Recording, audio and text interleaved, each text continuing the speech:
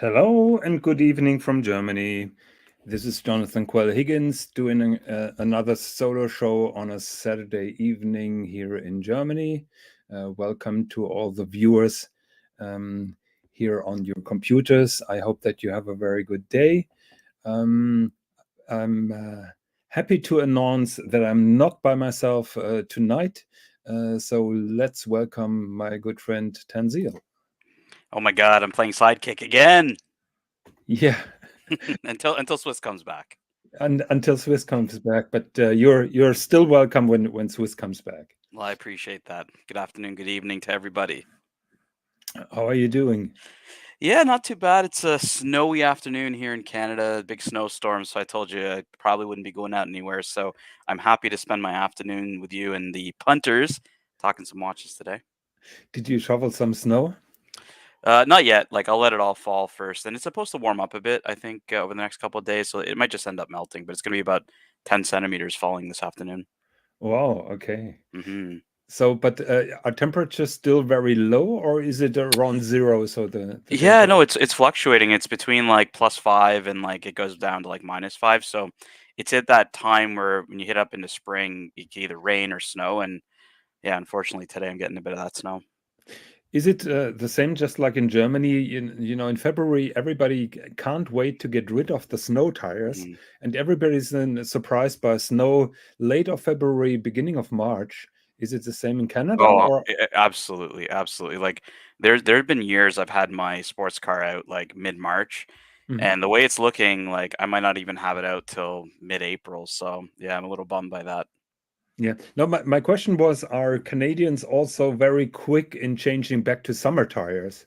Um, We are mostly we don't want to, but I would say it's the other way around. Kind of like in the fall, right? Like we'll put our winter tires on pretty early. Like you'll see people doing it like in October, prior to November, where you'll get a bit of the start of snow and stuff. But in February, no, I think people still have their winter tires on, and they'll wait it out a bit until at least end of March. okay, because here, when the leaves are falling, everybody is changing to snow tire, where there is no need, because basically it's starting probably at the beginning of December snowing, Right. and then after we celebrated New Year's Eve, everybody is so panicking, changing back, and that brings some people into Everybody's trouble. anxious for spring, Jonathan. Everybody wants it to be nice and warm again. Yeah. And where I live, it snows a lot. There, it gets really cold. And yeah, no, it's we got have to definitely wait till probably the end of March at least. Okay, Mhm. so let me just welcome some of our guests in the audience. Quicker than drawing made it tonight. Hello, guten Abend, mein Freund. I hope that you're doing well. Danger Will Robinson, like always, on the attack. The show is starting 9:05, and he's moaning at 9:04. And the show's record of consistent experience is never been on time. Will continue. That is not true. I was waiting until the last second, and I tried to be on time. Yeah, Pater Philippe, our friend Tanzil, swinging kangaroo, is in the audience. Hello, good evening. Hope that you're doing well. Mike David, good morning from New Zealand. Oh, let me check my work timer. What time is it in Wellington? Ah, it's 8 o'clock in the morning, so day has started, unless you have daylight saving times. What does that mean? Plus minus 2 seconds? That's the Rolex superlative chronometer Okay, rating. my advice for Danger Will Robinson. I get it now. Okay. hmm So Swinging Kangaroo has rain in New Zealand. Danger Will Robinson is now putting his narrative again, which is totally fine. Mrs. Higgins says hello. Last time I've seen her, she was doing her nails. So hello, good evening. Hope that you're not falling asleep. So Swinging Kangaroos, same here in Michigan. And Thomas Burnett in the house. Hello, good to see you. I hope that you didn't mind that I had to leave the Escapement show earlier. Have you seen the Escapement show this morning? I did not. No, this morning's been a bit busy for me, but I'll probably try to check it out later if I can. Yeah, we had Thomas made a topic about which watches to get below 2,000 pounds, Okay, and cool. we had some very interesting alternatives. So, what should we do, Tanzil? Should we start with um, some of the Rolex rumors? Should we start with a cheaper, very interesting artisan watch, or should we just confirm to our image to be snobbish and elitist and pull up a 200,000 euro watch? I think all of these topics are good, Jonathan. But I know that you have some unique viewpoints on the Rolex rumors, so I am pretty interested to hear, what you have to say on that because everybody's covered it, but I think you have a bit of a different take. Yeah, well, like always, I have different opinions, and I hope that is okay.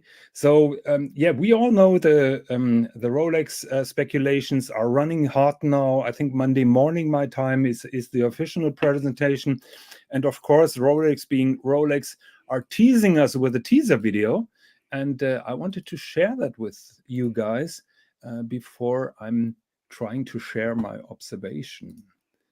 So, oh, making full screen doesn't make sense on my computer. So I'm trying to get that a little bit Yeah, bigger. I always try to just do the tabs. The tabs have always worked well for me, just The because it doesn't tabs? show. Okay. Yeah, if you just pick like there's a section that's just tabs. Okay. It always because when you show your full screen, it has all of your tabs open. Whereas when Mhm. you do tabs, you can just select the one you want to see. That's always what I do. Yeah. Okay. Mhm. So let me try that. So you mean that one? Exactly. So we only see, for example, this tab. We don't see, Yeah. the 10 other ones you have open. Yeah. The problem is, yeah, the problem for me is when I'm clicking on an image, Mhm. then the tab is gone. That is why I don't like the tabs. So Mhm. I'm trying to play it very slow for the punters because of course that teaser is bloody quick and you're missing most of it. So I'm trying to run it and then we will show my observation. Here And we can you go. slow? Did you Oh, try to slow it down? Did you try to like yeah, maybe? yeah, yeah, Yeah. Okay. yeah. I'm Okay. trying Okay. to slow it down. Okay.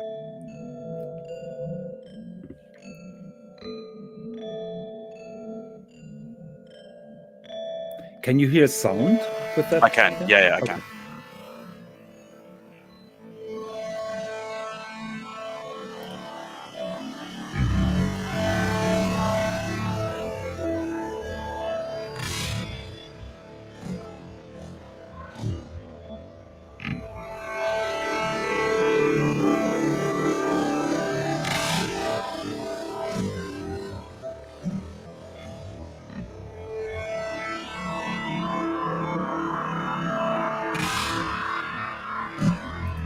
I think I turn off the sound because it's Mhm. horrible.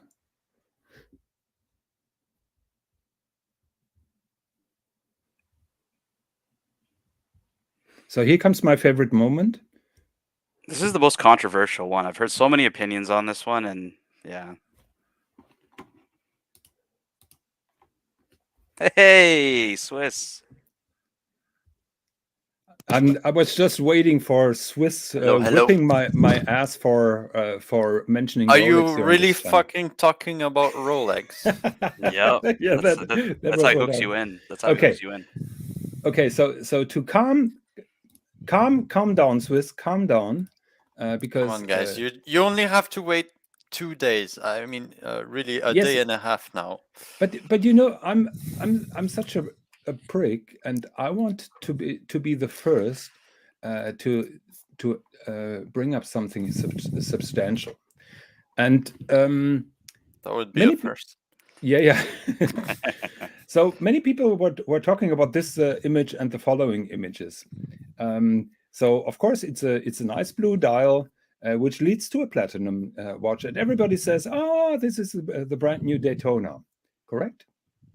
Everyone's saying it's like it looks like a racetrack or Yeah. like the Well, I racing. mean, the ice blue dial Daytona already exists, so it would Yeah. be the most boring thing ever. Well, they could make a bigger one. That is what many people say.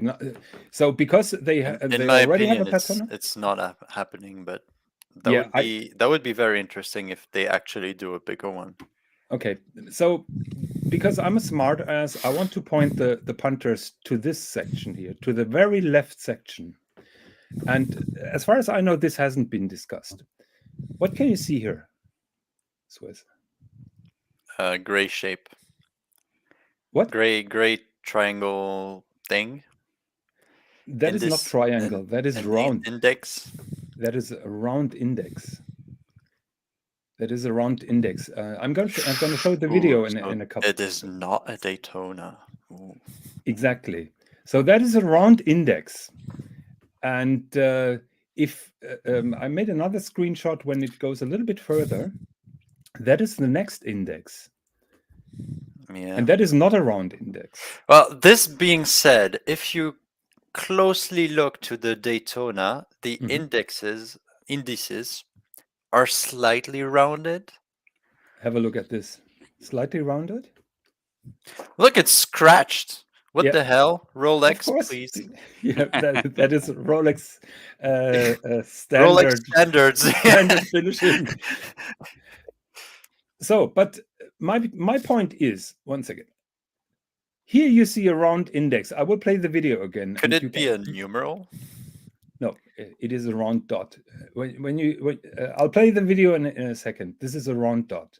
This is, I think, a triangular marker, and that is the long side, the upper side of the triangular marker. Yeah. And what does this say to tell us? It's not a Daytona. It's not a Daytona. I think it's a Submariner. That's what I was thinking. Okay, let's play the video again. Now I have to open the tab again. 1 second. You're back to full screen. Amateur hour. Actually, Swis, is it correct that we can only have 2 admins with our cheap ass StreamYard? Because I do not know. Tanzil is such a good multitasker, and admin is not the same as there is. You can give Tanzil the right of using the UI without him being an admin. It's like a lesser admin. I don't remember what's the name. How does that work? Yeah, it's not a yeah. There's admin and there's co-host. Yeah, co-host. Yeah, exactly. Yeah, you could try adding it afterwards, Jonathan. See if co-host works. So co-host would be that he can share the screen and bring people up, but he cannot change any settings from our account. Yeah, I can't start or stop a stream from co-host. Yeah. So yeah, but I would like to have those rights to Tanzil because he's a fantastic multitasker. It's really amazing to have him on. So he gets to hire me for the good old price of free. So yeah, exactly. Yes, and I just wanted to say I can tolerate you being a Patek fanboy just because of that. There you go. That makes sense. Okay, so let's play the video again, and I'll stop when the ice blue dial is gonna be featured. Yeah, so it's at the very end of the video. Yeah. Let's just build up some tension. Okay, so we just keep all those. I like that orange shots. dial. I hope it's a day date with a it's a day date. Yeah, and it's gonna be good. You know that for fact, or is that only speculation based on those videos? No, it's pretty obvious from this video. You can see the aperture for the date. People say it's an Oyster Perpetual. In my opinion, no bullshit. No, yeah. This I think is going to be interesting. This because here is a crown. So teal colored now. No, this one here shows the crown at the left side of the watch. So maybe we are getting another left-hander, but that has been discussed. So yeah, well, if you look at the shade of the bracelet, the shade makes no sense. So yeah. So what people makes believe that this is a Daytona is this street the road marking. Yeah.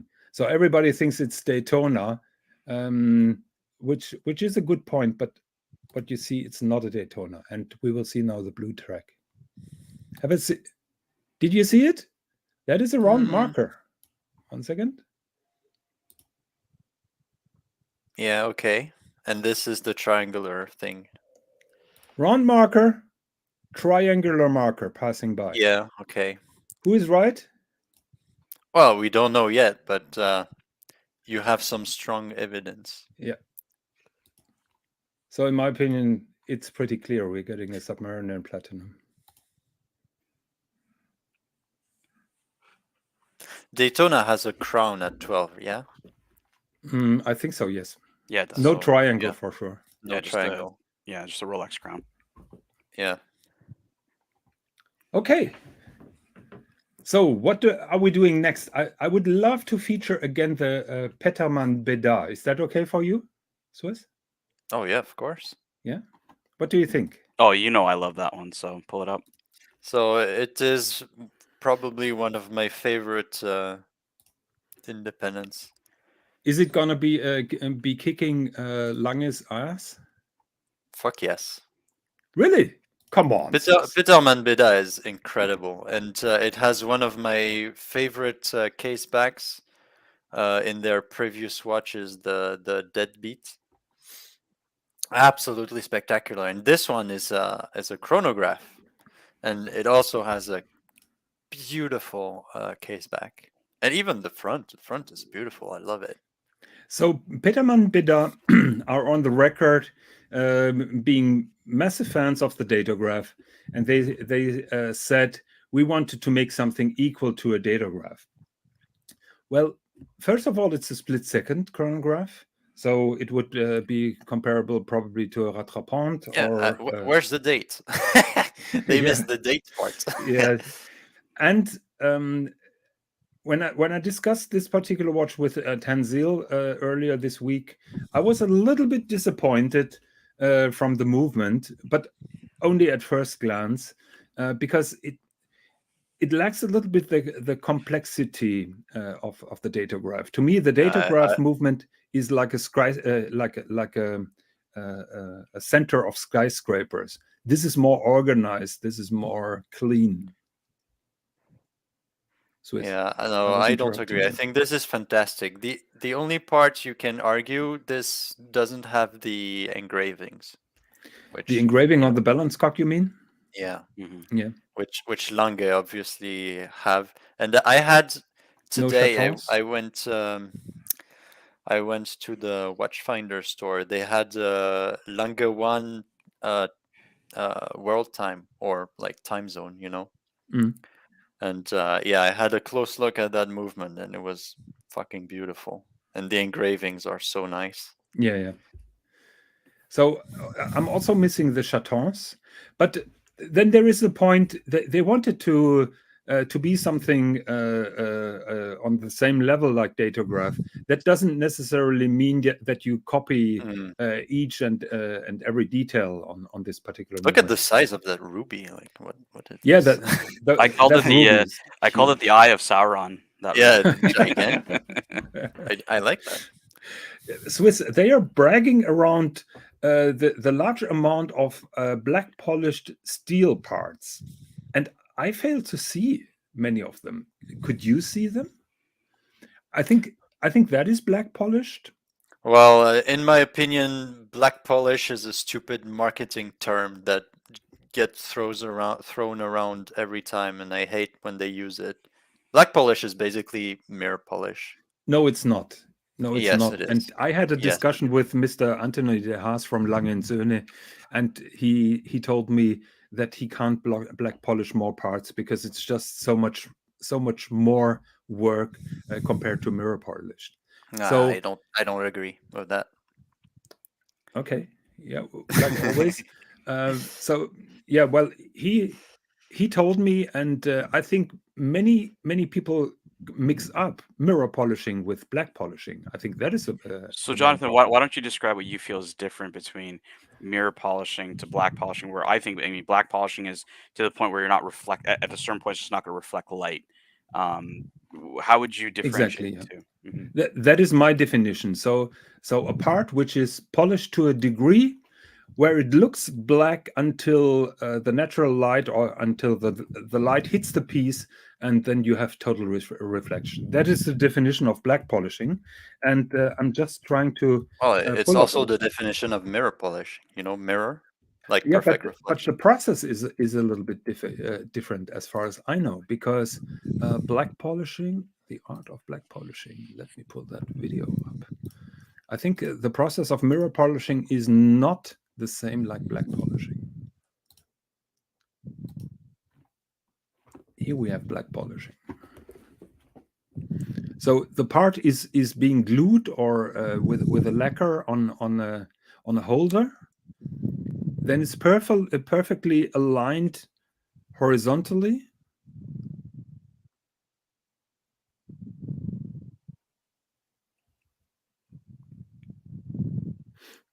And there you go. It is. What is the material, Swis? Do you know that? The base material. What he's rubbing on? Yeah, I think it's zinc, isn't it?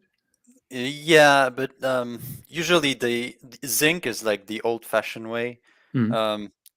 Today, most companies they use like some very fine grit 3M, industrial polishing thing, like very fine, like very fine grind. 10 microns, the grits.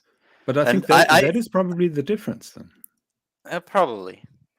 I was at the what's it called? Roger Dubuis. They had like a little event at their boutique, and we tried. They gave us one of their tourbillon cage things, and we had to do this process, and it was the most horrible thing ever. I did it for like 45 minutes. I really tried hard. There was no difference before and after. And they were like, yeah, it can take up to like 10 hours or 20 hours. Was it on a zinc plate or on this grinding paper? No, on the grinding. Yeah. Here you can see that then the ready product. It's black until the light hits it. And I think that is a difference in the process. When I look at the case back of a watch, I never see the difference, to be honest. Or maybe I have shit eyes. I don't know. I see it slightly. Like it's not so like in your face that it's like, oh, you would notice it all the time. But I think if you're looking for it, it's not too hard to find. I don't know. I'm pretty good at seeing anglage and everything, but even with a loop, I really try hard to look at when people they brag about black polishing, and I can hardly see a difference. So in my opinion, it's Here, a lot have of a look. marketing, lot of marketing bullshit. And then light. Yeah, but the other one is raw. It's rough. It's only black. Come on.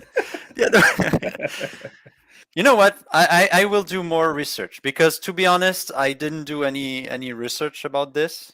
I'm not that much of a nerd, but I guess I will have to, and we can have a further discussion about fine polishing of. That would be very interesting, and I'm doing some research. To be honest, it's a good topic in my opinion. Yeah, I've asked a question to Lange, and I'm waiting for their replies, because let me pull something up here. Lange one movement. I have the feeling, but that is only a theory so far, and I want to have confirmation that each single Lange watch has a black polished part. And let me pull that up.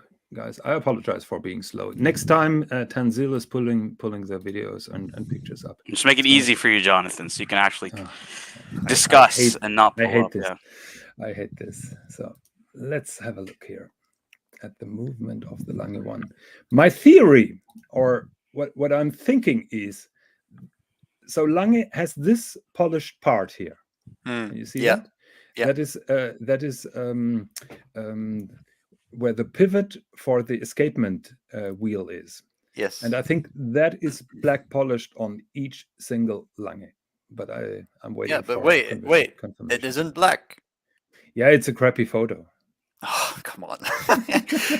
I will do more research. I want to be honest about this and really have a discussion about this at some Yes, point. me too. Yeah, let's do that. Yeah, okay. It's I hope it's not too nerdy for you, Tanzil. We are having a very nerdy moment right now, but No, look, the way I see it is when we talk about movement finishing, right? It's always yes. we kind of always beeline to anglage, and often overlook black polish, screws, for example, and people may not understand, like you described. Hey, it took me 45 minutes, and I still couldn't even get it to that point, right? So it does, I think, heighten the level of, if you're looking at finishing, to deeply understand how much work is going into the manufacturing of these pieces. So yeah, no, I'm definitely interested. I had a shocking moment when I reached out to Grand Seiko about Micro Artist Studio, and I asked about the treatment of the screws, and they told me that the screws are black polished, and then heat blued. And I was asking back, how can a domed screw head be black polished? And then they pedaled back a little bit. Because in my opinion, it doesn't make sense. You can't black polish a rounded surface. You can only do the black polishing on a straight surface. Otherwise, it wouldn't make sense. Even if you could, then you have different angles where the light hits. So they said, they backpedaled. They said it wasn't Yeah, black polish, and then it was just heated. Yeah. So that was quite interesting.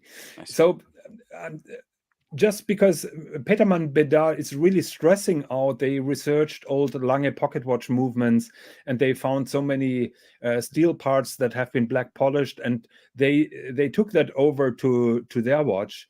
I would like to see them, and at the moment I'm only seeing the same part here, just like with Lange, which is probably black polished.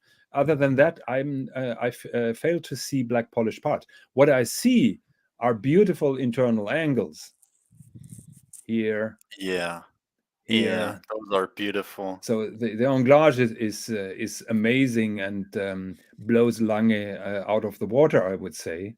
When you're only looking for anglage, that is definitely a very, very beautiful piece and very, very elaborate. What I also like is the monopusher system that they have here, and well, it's a Rattrapant with that hidden button. Then it's not really hidden. And the big thing about this piece, as they released it in the story, was it is the Swiss's answer to the Datograph, right? And even though it's a split second, that is a very cocky statement. It is. But the question I was going to ask you, Swis, is do you see this? Because I asked this to Jonathan. I said you kind of have a German manufactured chronograph movement versus a Swiss manufactured chronograph movement, which are completely finished differently. The first thing I pointed out when I was talking to Jonathan about this was the anglage.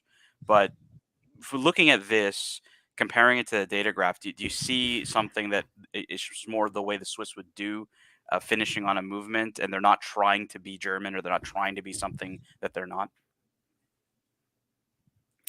I don't know. I mean, to be honest, I think it's stupid to compare Swiss watchmaking with German watchmaking, because they both try to have their own identity, and try to stay into their boxes. So yeah, it can be a bit weird them, saying that they try to make something as good as the Datograph.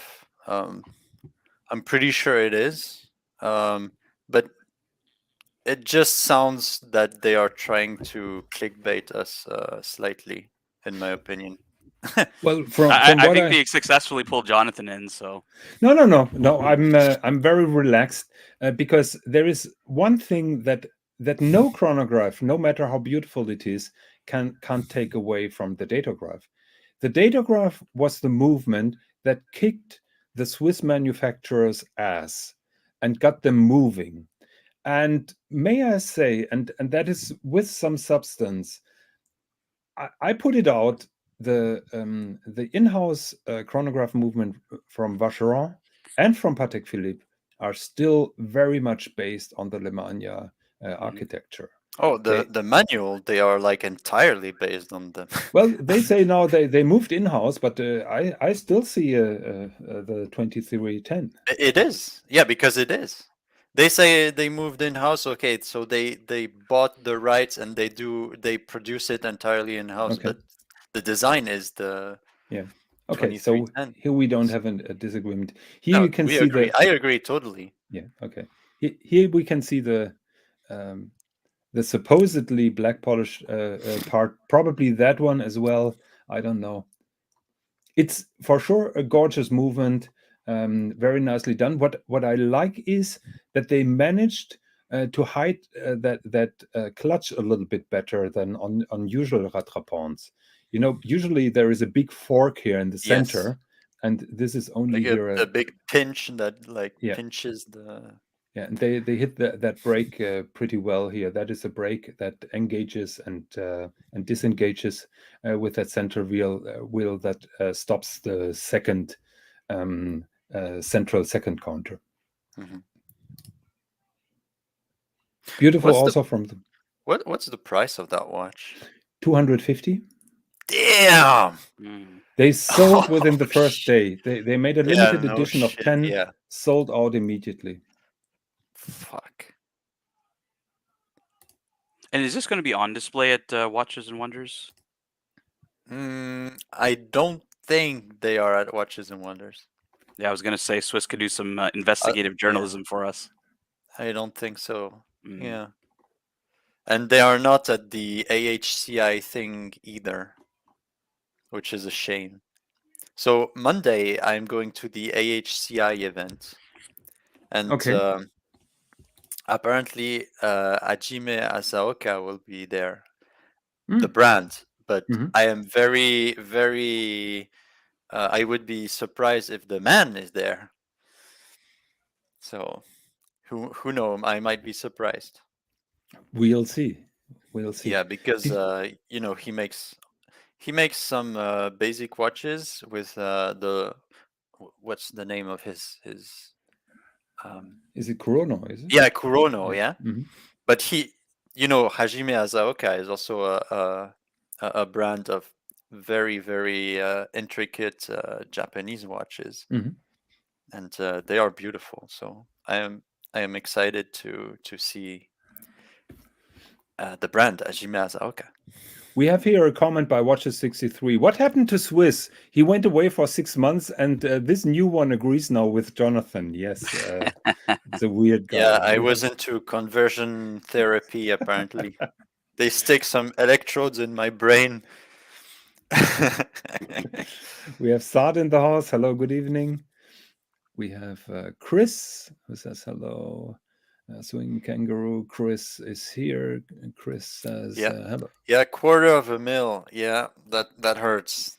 That hurts. It hurts, but they sold them all, and yeah, well done, I would say. Yeah, and they probably have enough work for the next 2 years.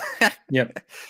So Swis, I wanted to bring something else up because we shouldn't be only elitists, I think. That is why we talked about Rolex. And I wanted to bring up this one. Have you seen that? Yeah, I haven't seen this one. I saw that they had a watch just like that, with this pattern, like entirely silver with this pattern on the dial. With the guillochage, you mean? I don't know if it was guillochage. I guess it was like laser etched or. You mean that one? Yeah, this one. That yeah. is Well, is it that one? Yep. Well, that Okay, is so hand guilloche. yeah. It was not as good as that. It was. I really think it was either stamped or laser etched. These look really good. Yeah. Louis Erard, usually I don't even look at them, but they gained my interest with those guillochage dials that they made a couple of years ago. They're always trying to stay below the $4,000 mark, and now they introduced something new, which is here, that one, which is called marqueterie. I think it's spelled. Oh, yes. Okay, so it's made of wood. Yeah, it is wood. Yeah. You know who does those? Hermes has famously made a lot of marqueterie Don't they have a watch dial. box with that technique? Watch box? Yes, I think they have a kind of a watch box or a jewelry box made Probably. out of marquetry. Yeah. Yeah. So And they are gorgeous. yeah, so there is the Artisan Bastion Chevalier, which is the BCH here in the signature. One second. BCH H. Yeah. So and yeah, this dial consists of those little cubes that then merge into those nice patterns. Yeah, wait, half of them are missing. What's happening? Yeah, I think it would be boring if it would be complete. Wouldn't you agree? I think it spices it up a little bit. I think the Louis Erard logo is a little bit unnecessary, if you're asking me. Yeah. Takes away a little bit from the effect, but I think that is a beautiful watch. And you know, we're talking a lot about guillochage and cloisonné and all this kind of stuff. Yeah. And Louis Erard has a history, and they treat those artisans pretty well. I think it's a nice touch. Yeah, it's cool. So it is around 4,000, you said? Yes. Yeah, usually these are the marqueterie is a very rare craft because the thing is it doesn't sustain time that good. Yeah, it's not eternal like you do not want to have water in your watch with the marqueterie dial. Yeah, that is not advised. I think on Louis Erard webpage there was a video. Yeah. Should we watch the video, or is it boring for you, Swis? We can watch. 1 second. Why doesn't it open? Yeah, just go to the right. See if you can make it full screen. Yeah, that is what I'm trying, but it doesn't react. There you go. It only reacts when I'm above. There you go. No, it doesn't react. Weird.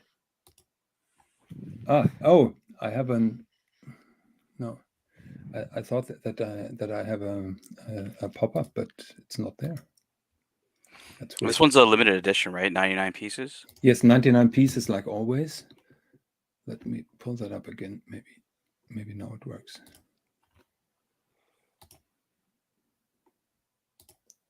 Okay, here we go. There we go. Oh.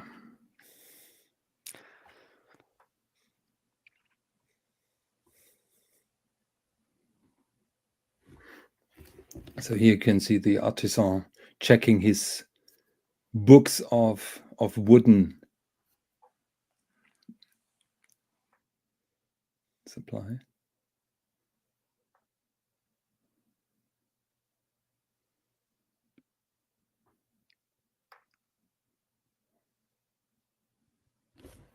Have you seen how he sought out a staple? So he's not sawing that out piece by piece.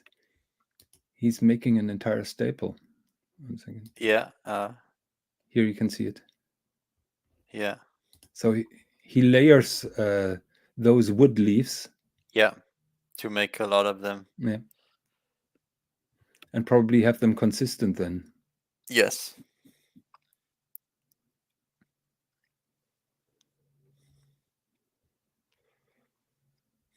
Yeah, that's pretty nice. Pretty cool.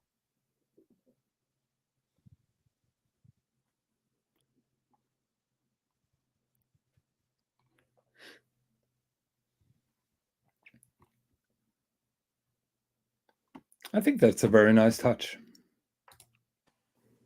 By the way, Louis Erard also had an edition of enamel dials, and they made it extra difficult because they use different colors.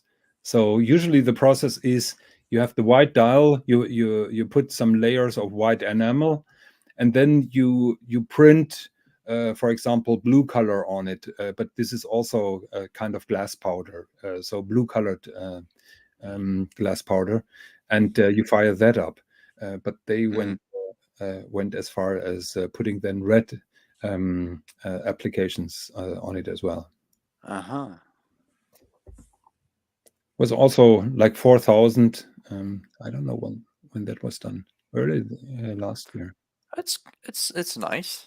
Yeah, it's nice for if you want something not too expensive but still have that little special touch. But I guess they are all sold out. I have to check Chrono 24. Maybe one of the viewers can be so nice. Tanzil, are you still with us? Yeah, I'm here.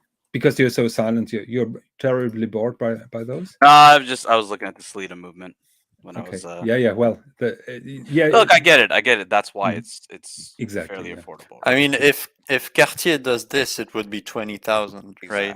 Exactly. At least. And it still have the same movements. Okay, let's move to something more interesting. We had a discussion earlier on Archie Luxury where a viewer, I think it was Comet, he was asking about it was Cosmic. Crador. Cosmic. Mm-hmm. And he was asking about the Crador sonary. And the discussion was then about the Aichi, but not about the sonary. And I must confess that I was never interested in their chiming watches because I think they're big, they're very expensive, and the movement design is not really for me. Let's put it that way. But then I researched that sonary, and I found something very nice. Let's have a look. Yeah, I now have to play a video, and the most important thing about the video is the sound. So I hope that this is gonna work. I have to pull up that tab now. Sorry, amateur hour, guys. So Chris is asking, any of you familiar with the brand Crayon? Yes. Nice watches. Swiss Watch Gang, I think, has made a few videos on Crayon. Some good ones.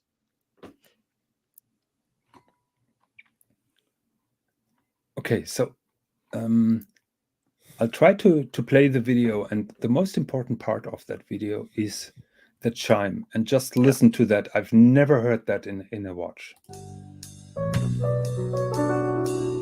Can you hear the sound? Yep. Yes.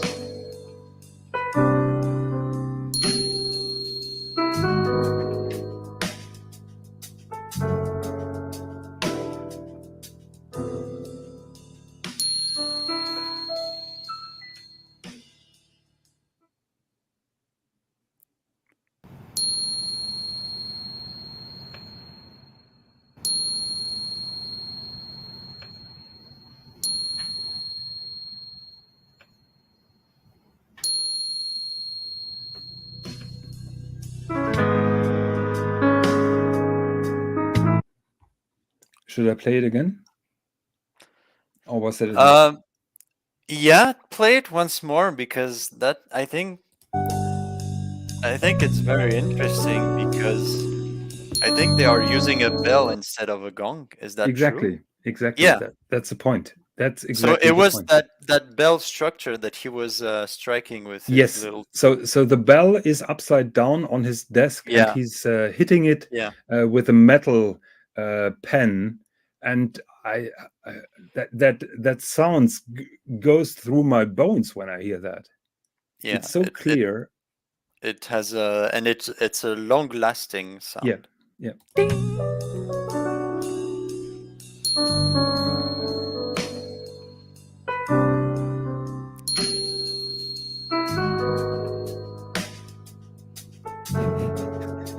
Is that a B sharp? Yeah.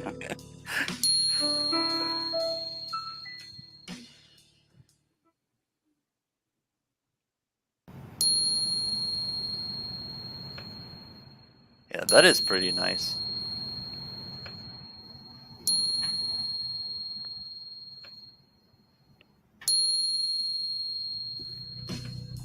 You know, the very first time I saw how minute repeater was working, Mm. I asked myself, why do they use those gong things Gongs. and yeah, and not bells? Mhm. Well, it's very easy. It's very easy because those bells take a lot of space Yes, in your exactly. movement, and yeah, it, it is connected also to a tradition in Japan.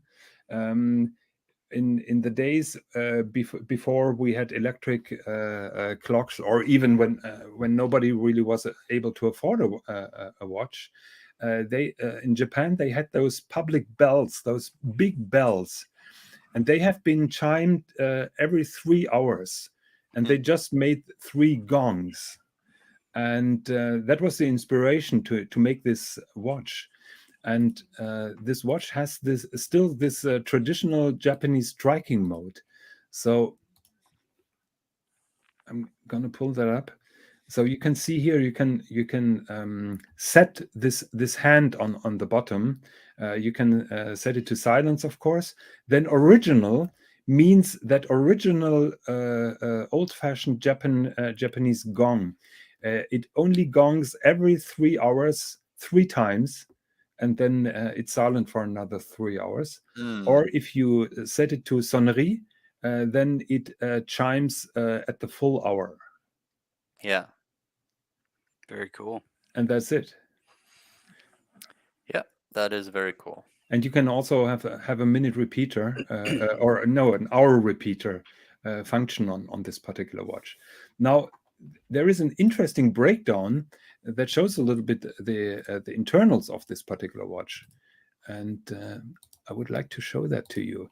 So, Monsieur Spec Marin, he's known as the Naked Watchmaker. He got the prototype, the first one that has been done, and he disassembled that. And what was very interesting to me was the first step. So, first of all, the dial, this open work dial, is not really appealing for me in the first moment. But when you realize that this massive gong is at the rear side of the movement, it makes sense because Yeah. you need to brag somewhere with your anglage, with your skills, and with everything. So if you would have a closed dial, and if you flip it around, you wouldn't be able to see anything because the gong is covering everything. So here you can see those traditional Japanese gongs that have been then hit with this wooden thing, and they are chiming every 3 hours 3 times. So those are the gongs that you see. So the first level of disassembling is to remove the case back. What is very interesting about the case back is that it has holes. So to make that gong really audible, they have cutouts in the case back, and to prevent that dust enters the movement, they have a special mesh. But this is not a normal mesh. This is pierced out by their own technology, which is called MEMS. So that is high-tech mesh that they use to protect the movement from dirt. Mm-hmm. And here you can see the gong. There then. it is. Yeah, there it is. So the gong is covering most of the movement. So you have no idea you have no chance to show any kind of anglage, nothing, and therefore this dial looks a little bit like the back of a movement, like a very nicely decorated movement. So now it makes sense to me why this watch looks like it looks. Yeah, that's actually pretty fascinating because I was thinking the same thing. I'm like, the open work, like, well, why would they do that when I saw that for the first time? But just kind of what we were talking about of the culture inspiring this kind of a piece. Like I asked Swiss earlier around the difference between Swiss watchmaking and German watchmaking, and just the philosophy that Creator is going with to be very traditional to Japanese culture. Like this really heightens to me the interest in this. What makes this piece interesting? Yeah, from complete ignorance 3 days ago towards this particular watch, I had a journey discovering this watch, and the fascination. First of all, that gong really hits me. I've never heard something like that, and I think most people who heard a minute repeater will agree that it's always a little bit difficult to get that sound through and make it really striking or impressive. I want to listen to that watch, and I'm trying it now to get it from my local Seiko boutique, but I'm a little bit afraid that I have to travel to Japan to hear that. What's well, yeah, obviously whether it'll be available locally or not, but that was going to be my question is, how available is this? Is this limited? It's obviously going to be quite expensive. I don't know how available it is, but first rule with those micro artist watches, and this is a micro artist watch, is you have to apply for one. So they are not readily available, and they're usually then produced when you have been approved. Well, I just made friends with an owner of a Grand Seiko dealership, so I will ask him. Oh, that would be fantastic. If he can manage to get one for a presentation. Well, yeah, please he's on his way to Watches and Wonders right now, so okay. yeah, and so maybe I'll send him a message and be like, hey, do you think you'd ever see one of these? And if you do, can I come in and check it out? So the deconstruction goes a little bit further, and I would like to pinpoint you to another detail that I discovered. So one goal, and that is also, you have to understand Japanese people and their goal for to reach perfection. One of the problems from a Japanese perfection in terms of minute repeater was that there are noises, additional noises to the gong or to the bell. So first of all, a normal watch ticks. And I've been checking a lot of videos in the last couple of days. And when you hear the traditional minute repeater striking, you always or very often hear the watch ticking. That doesn't happen with those because that is spring drive. So spring drive will be totally silent.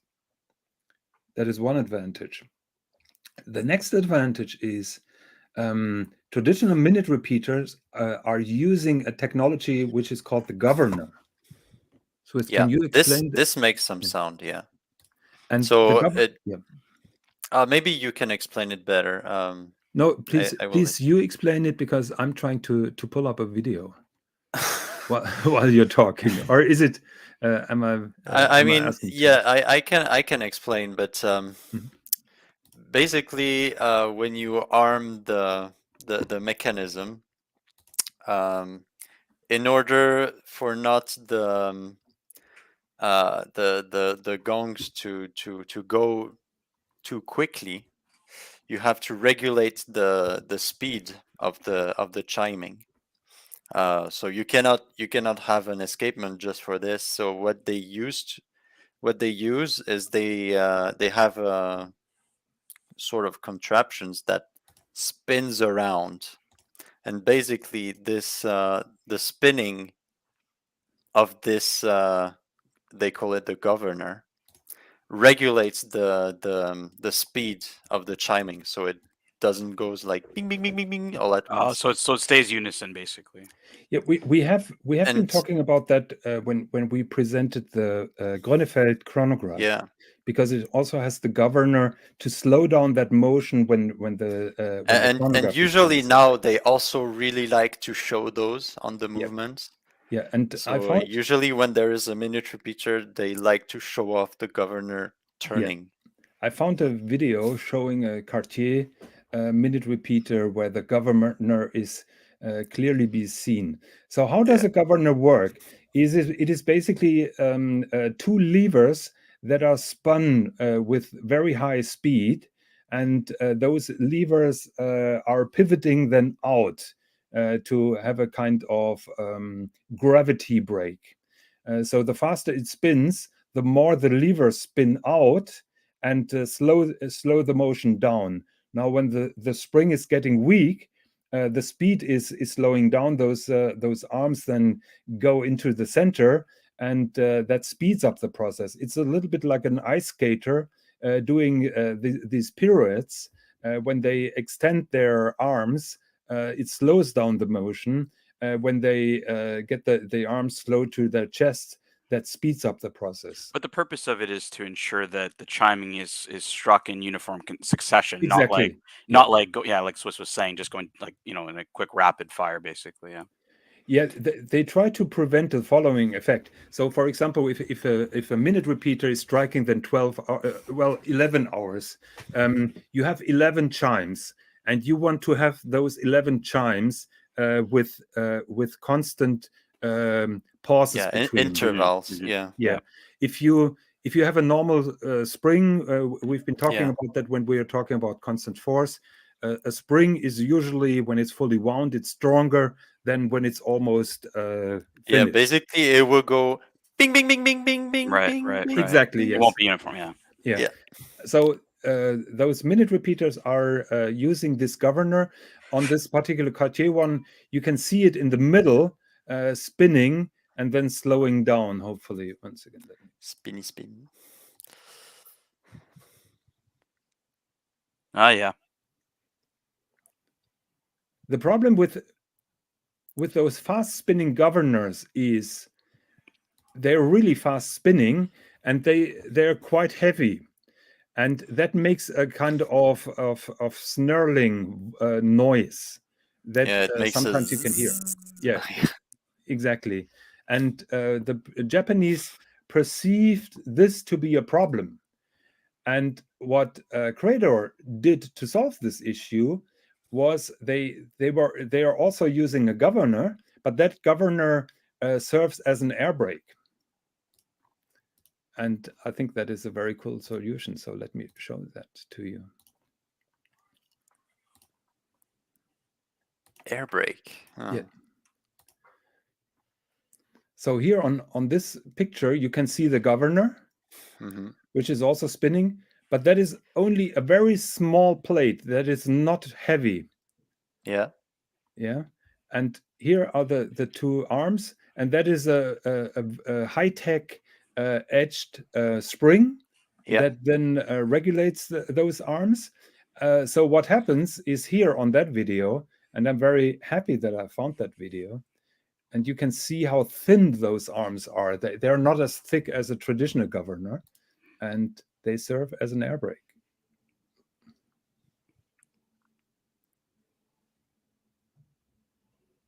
Look how thin that is. Look how thin that is.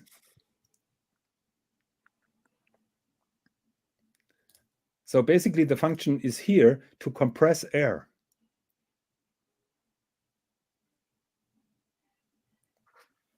Okay. And because the mass is so low, there is no sound.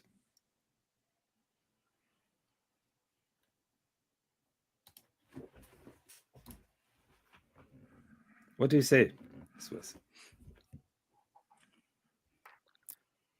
It's impressive. I would say it has soul, Jonathan. Everyone was telling you they have no soul. I would say that this has some soul to it. I think,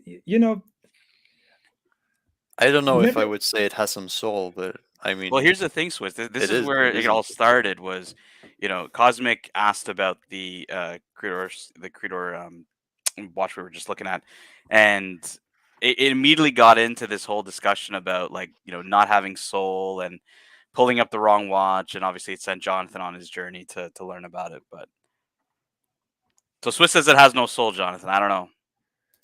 No. He wouldn't say that. No, but it's a bloody cool piece, and you have to respect the Japanese for working on those little details and make things more perfect in a Japanese way. And now we're coming back to the discussion that we have, comparing German watchmaking with Swiss watchmaking with probably Japanese Swiss watchmaking, and I say thank God they are different. Yeah, I totally agree. I totally agree. Yeah, it seems like the Japanese are going with their own philosophy, right? You know, if you're looking at the part of the governor, like you're saying, it may have bothered them, you know, having the sound, and they create, you know, a different technology, or, you know, just the way they're going about their philosophy of the sound itself, you know, being more Japanese, you know, is something I can respect, because they're not trying to copy somebody. They're not trying. Yeah. You would expect that from, you know, a brand that potentially is trying to, you know, win a market that, you know, is traditionally owned by the Swiss or even now German watchmaking, right? So, you know, I do respect the fact that they're going about it in their own way. And I think a lot of people don't understand that, or wouldn't go this deep, Jonathan, to be honest with you, around learning why this is special and why it's different.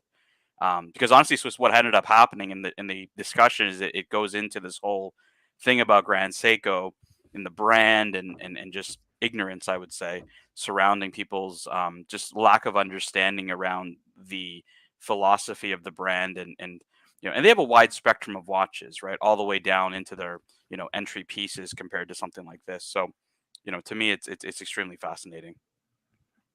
You know, this afternoon I was thinking about one of my favorites. You all know that how much I love the creator Ichi, and I was reading a lot about the Ichi as well in the last couple of days, and the story is that in 2006 the Micro Artist Studio has been started, and they reached out to Philippe Dufour, just like Romain Gauthier, by the way, reached out to Philippe Dufour. Philippe Dufour, I think we all have an agreement, is the greatest living watchmaker out there at the moment, and his simplicity is a piece of art, and will remain a legend no matter how long his time on this planet still is. So the Japanese watchmakers that have been chosen for the Micro Artist Studio, and you must understand the Japanese hierarchy system, and Tan, you probably know that better than us. Mm-hmm. In Japanese culture, experience is king.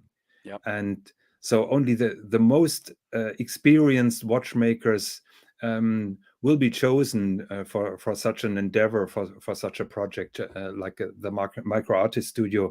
We're having the 10 best watchmakers in the company, and we want to make high horology, and we want to transfer this kind of skill to the next generations. Keep in mind that was 2006.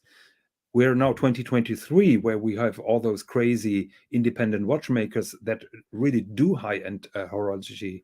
That was not the case in 2006, I would say. No, and we talked about this, Jonathan, around, you know, the use of the name Seiko in the brand, right? Mhm. And Grand Seiko, and everyone was saying, you know, hey, should they remove that name? And I said, well, look, it was a different time, I would say, you know, even 5 years ago with Grand Seiko.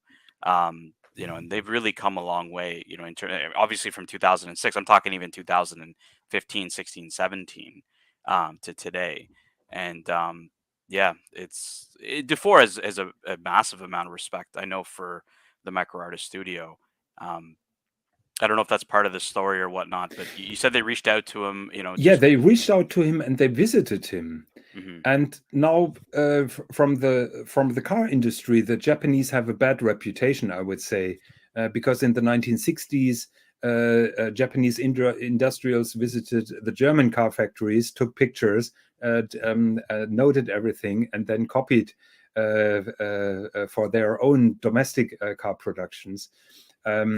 So Japanese people, I would say, have a bad reputation in that regard.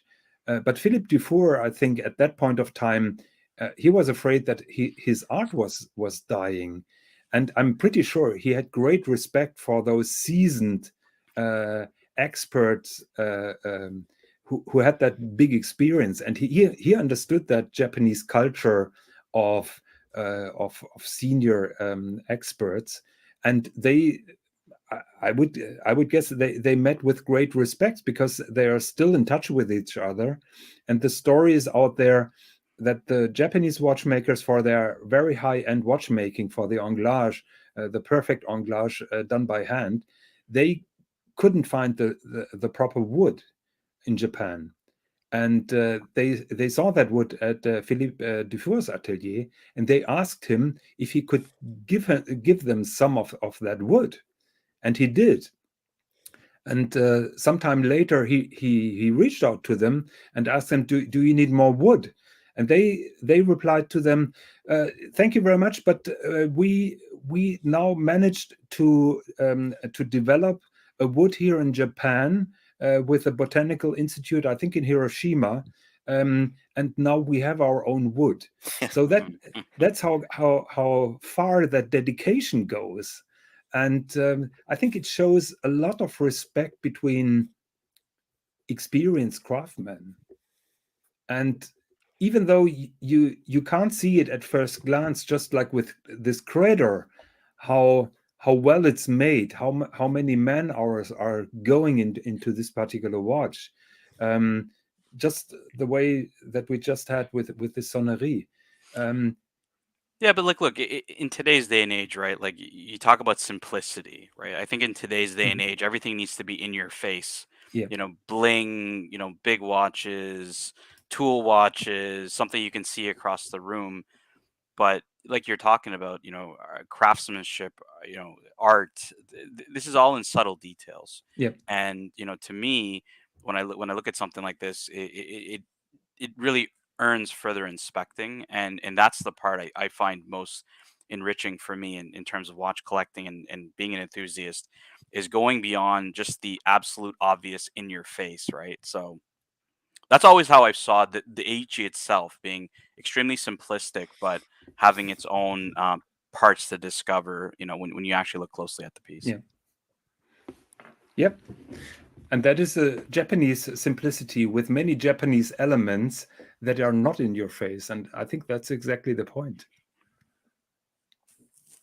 Swis. Are you going to talk to us about the internal angles of the bell? No. Because Russ called me out.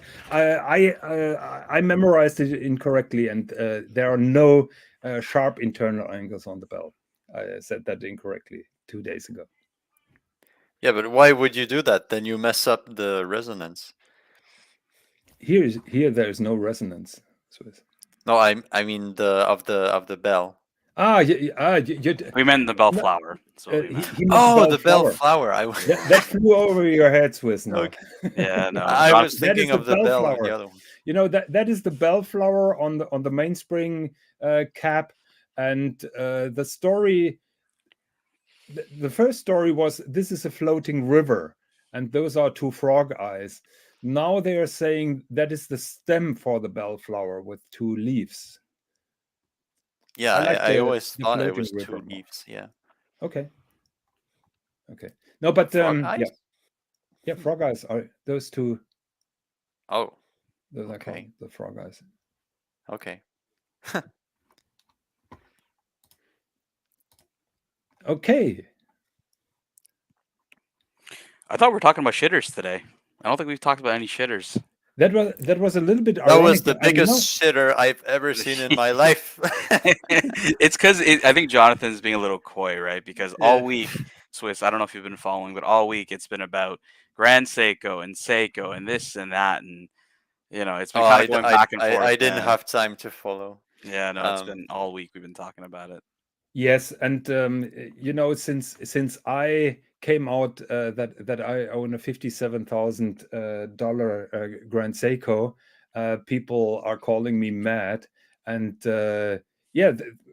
basically they just shake their head and say this guy is nuts for spending so much money on a watch that has no soul and no value.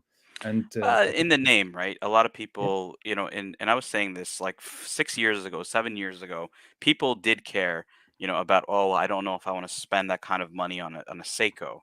But in 7 years later, there's less and less of that, because people have more of an appreciation for what Grand Seiko is doing. Even though most people only look at kind of the entry level pieces, they look at like the birch pieces, they look at Yeah. the snowflake. They don't ever really go this high in terms of your piece, for example, to understand. And that I think also is confusing to a lot of people. Is Seiko is such a wide spectrum, all the way from a simple, daily watch to some of the most highest craftsmanship out there within itself as a manufacturer.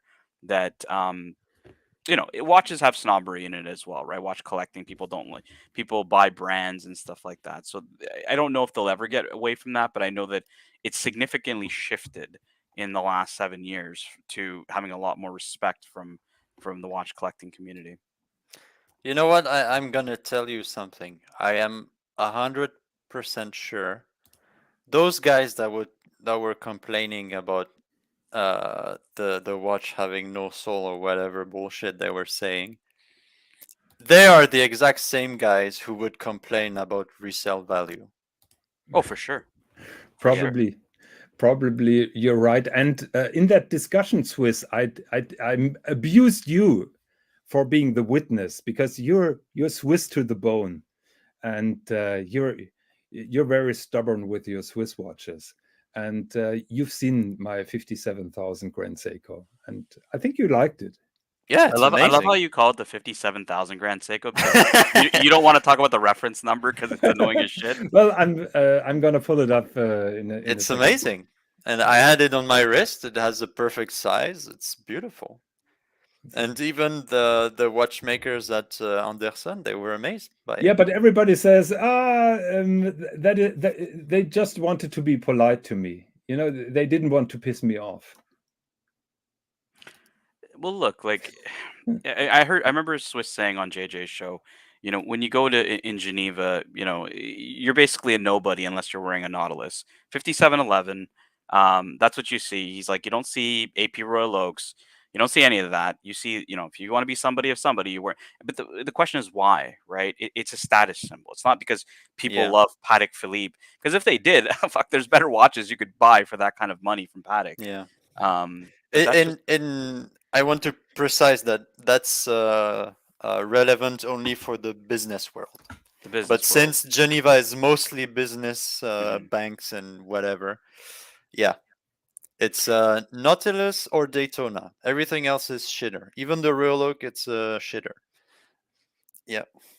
So you're not encountering people in the financial district of Geneva wearing grand complications, either from Patek or wearing, very complicated Vacheron pieces at all. Like it's more in the minority, you would say. Only if they are 35 or under. If they are 35 or older, they will have that mentality of I need a Nautilus and nothing else. Really? I find that so you say the younger group is more interested in the complications and something that's a bit more than just your basic three-hander. I would guess. Wow, But that's interesting. I would also say that the younger generation only wants Rolex sub and that's it. Because they want the Rolex. So it took me until now to find my 57,000 Grand Seiko, to find a Oh, you got a comment from Muhammad Ali. You got to pull up here, Jonathan. Give me 1 second. Yeah. I don't want to ruin. They don't even know what H Moser is. Yeah, They so don't. so They don't even know. I would like to read out Swinging Kangaroo's comment about the Cradors, and he says it has principle, it has meaning, and yes, to him that is a soul of a watch. Absolutely. And I can totally right? Like agree with that. the principle of the watchmaker itself, like going into the creation of the piece, means everything, right? Yeah. Well, I said it 10 million times, and I will continue to say, I want to see effort. I want to see work, effort, and as it was said, meaning, purpose, whatever. I want to see some people who dedicated many hours to do something right. Whether it has Seiko on the dial, Daniel Wellington on the dial, I don't give a shit. Even No Name on the dial. I look at the watch. If I like the watch, then I will say it's a good watch. That's it. So Muhammad Ali is asking, is H. Moser a shitter in the Geneva banking scene? Very important question. They don't know what H. Moser is. Yeah. All they know is Rolex and Patek. That's Rolex it. and Patek. Okay. So not even the cleaning people would be wearing an H. Moser in Switzerland. No. This being said, I will always remember when I was at KFC and the guy at the taking my order was wearing an Aquanaut. That was pretty. Oh my god. That was pretty funny. I think I've been pissing off some Patek fanboys the last week when I was going on a tirade against the Aquanaut because let's be honest. You were? I didn't hear this. When were you doing this? I think it was on the early show. Okay. So because let's be honest, and I witnessed that firsthand. The Aquanaut is a cheap ass Nautilus. That is all what it is. Because the concept, the problem that that Patek had 25 years ago was, okay, we have those old guys who are who are buying our Calatravas. One day they will die. We have 50-year-olds who buy the Nautilus, which is very boring. We can hardly sell it. But those guys will die. We must excite the younger audience. So we make a watch for a younger audience, which is more affordable than a Nautilus. So consequently, they made the case simpler, they made the dial simpler, and they put a rubber strap on it instead of an expensive steel bracelet. And there was the Aquanaut. That is the concept. Well, so Jonathan, when I was purchasing my Nautilus in 2016, it was a different time than it is today, and I remember, so the story is that, and maybe Swiss, you'll understand this, was I went to Geneva in 2015. I was wearing my AP Royal Oak 15300, and I went to the Patek Museum, and I was kind of walking around Geneva, and it just didn't see any APs. And I thought, maybe this brand is just not, people don't respect it as much as I'm reading on the internet or something like that. So I started going down the rabbit hole of being interested in Patek Philippe. And I was ready to make a purchase at the time, and I had the choice of buying an Aquanaut or a Nautilus. And exactly as Jonathan's saying, everyone was calling it the poor man's Nautilus. You don't hear that these days about the Aquanaut, but back then everyone was like, you don't want the Aquanaut, you want the Nautilus. Like, screw the Aquanaut. Yeah, it's not interesting. The epitome of insanity is that an Aquanaut is sometimes commanding higher prices than a Nautilus. That is true insanity. Well, I could never get past the rubber strap, right? I was like, I'm spending a little bit more money, but at least, like, I'm not getting a rubber. To me, when I'm looking at high horology, I was like, I can't do it with a rubber strap. So I could never personally get past that. Do I like the Aquanaut? Sure. I don't think it's, like you said, representative of what the best of the house can do. And I've kind of pivoted away from, the Patek Sport pieces into more interesting into dress pieces and complications. So we have Vintenier here who says, "Who gives a shit what some wanker at Julius Baer thinks?" I think that is a very well. Look, Vintenier is a big Calatrava fan. I know he loves vintage Calatravas. I think one of his favorite watches is the 570 in steel. And I know he loves his dress watches, and he doesn't give a shit about Aquanauts and Nautilus. The thing is, we are talking about people in banking, in business, and whatever, and they have meeting, they have tight connections between all these companies and everything. And when you have a meeting, you want to impress the client. You want to show that your company is successful. How do you do this? Put a shiny ass Patek. Well, an identifiable Patek, I think. Absolutely. Yeah. Or a Daytona. That's why they don't have a Calatrava or an H. Moser. Oh, exactly. Because then his colleagues will poke him and ask, "Are you bankrupt, or why did you sell your expensive watch?"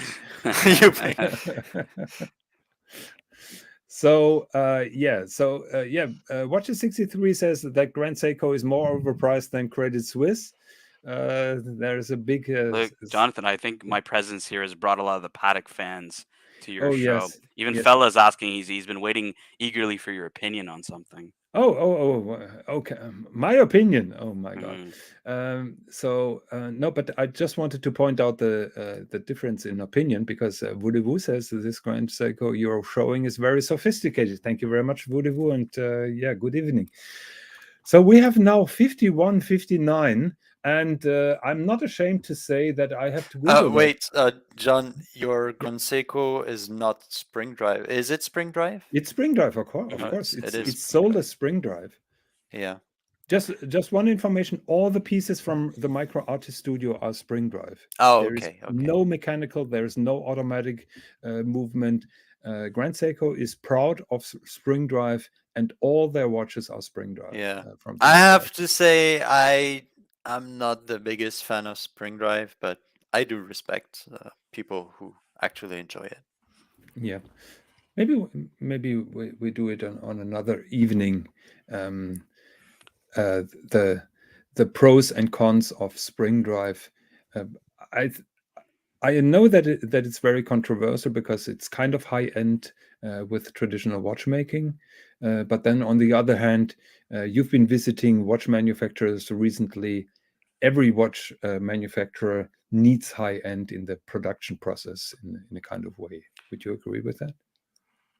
You mean high Well, the you're talking about the technology? yeah, seven Yeah, yeah, axis of course. machines, and so Yeah, yeah, it's an of course. illusion that there is the watchmaker on that antique bench with a candlelight who's then assembling the watches. That Well, is not the reality. Philippe Dufour does it. but I'm just saying I'm not a fan of having a microprocessor into my watch. Mhm. So Yeah, that's fair enough. that's the thing. I like the idea of the traditional escapement. I'm a traditional guy, even though I say I don't care about. I Who don't is care now about. older in the brain? You or me? I always say I don't care about history, but I do like the traditional escapement and. Yeah. So Danger Will Robinson says he's a huge fan of spring rolls. Yeah.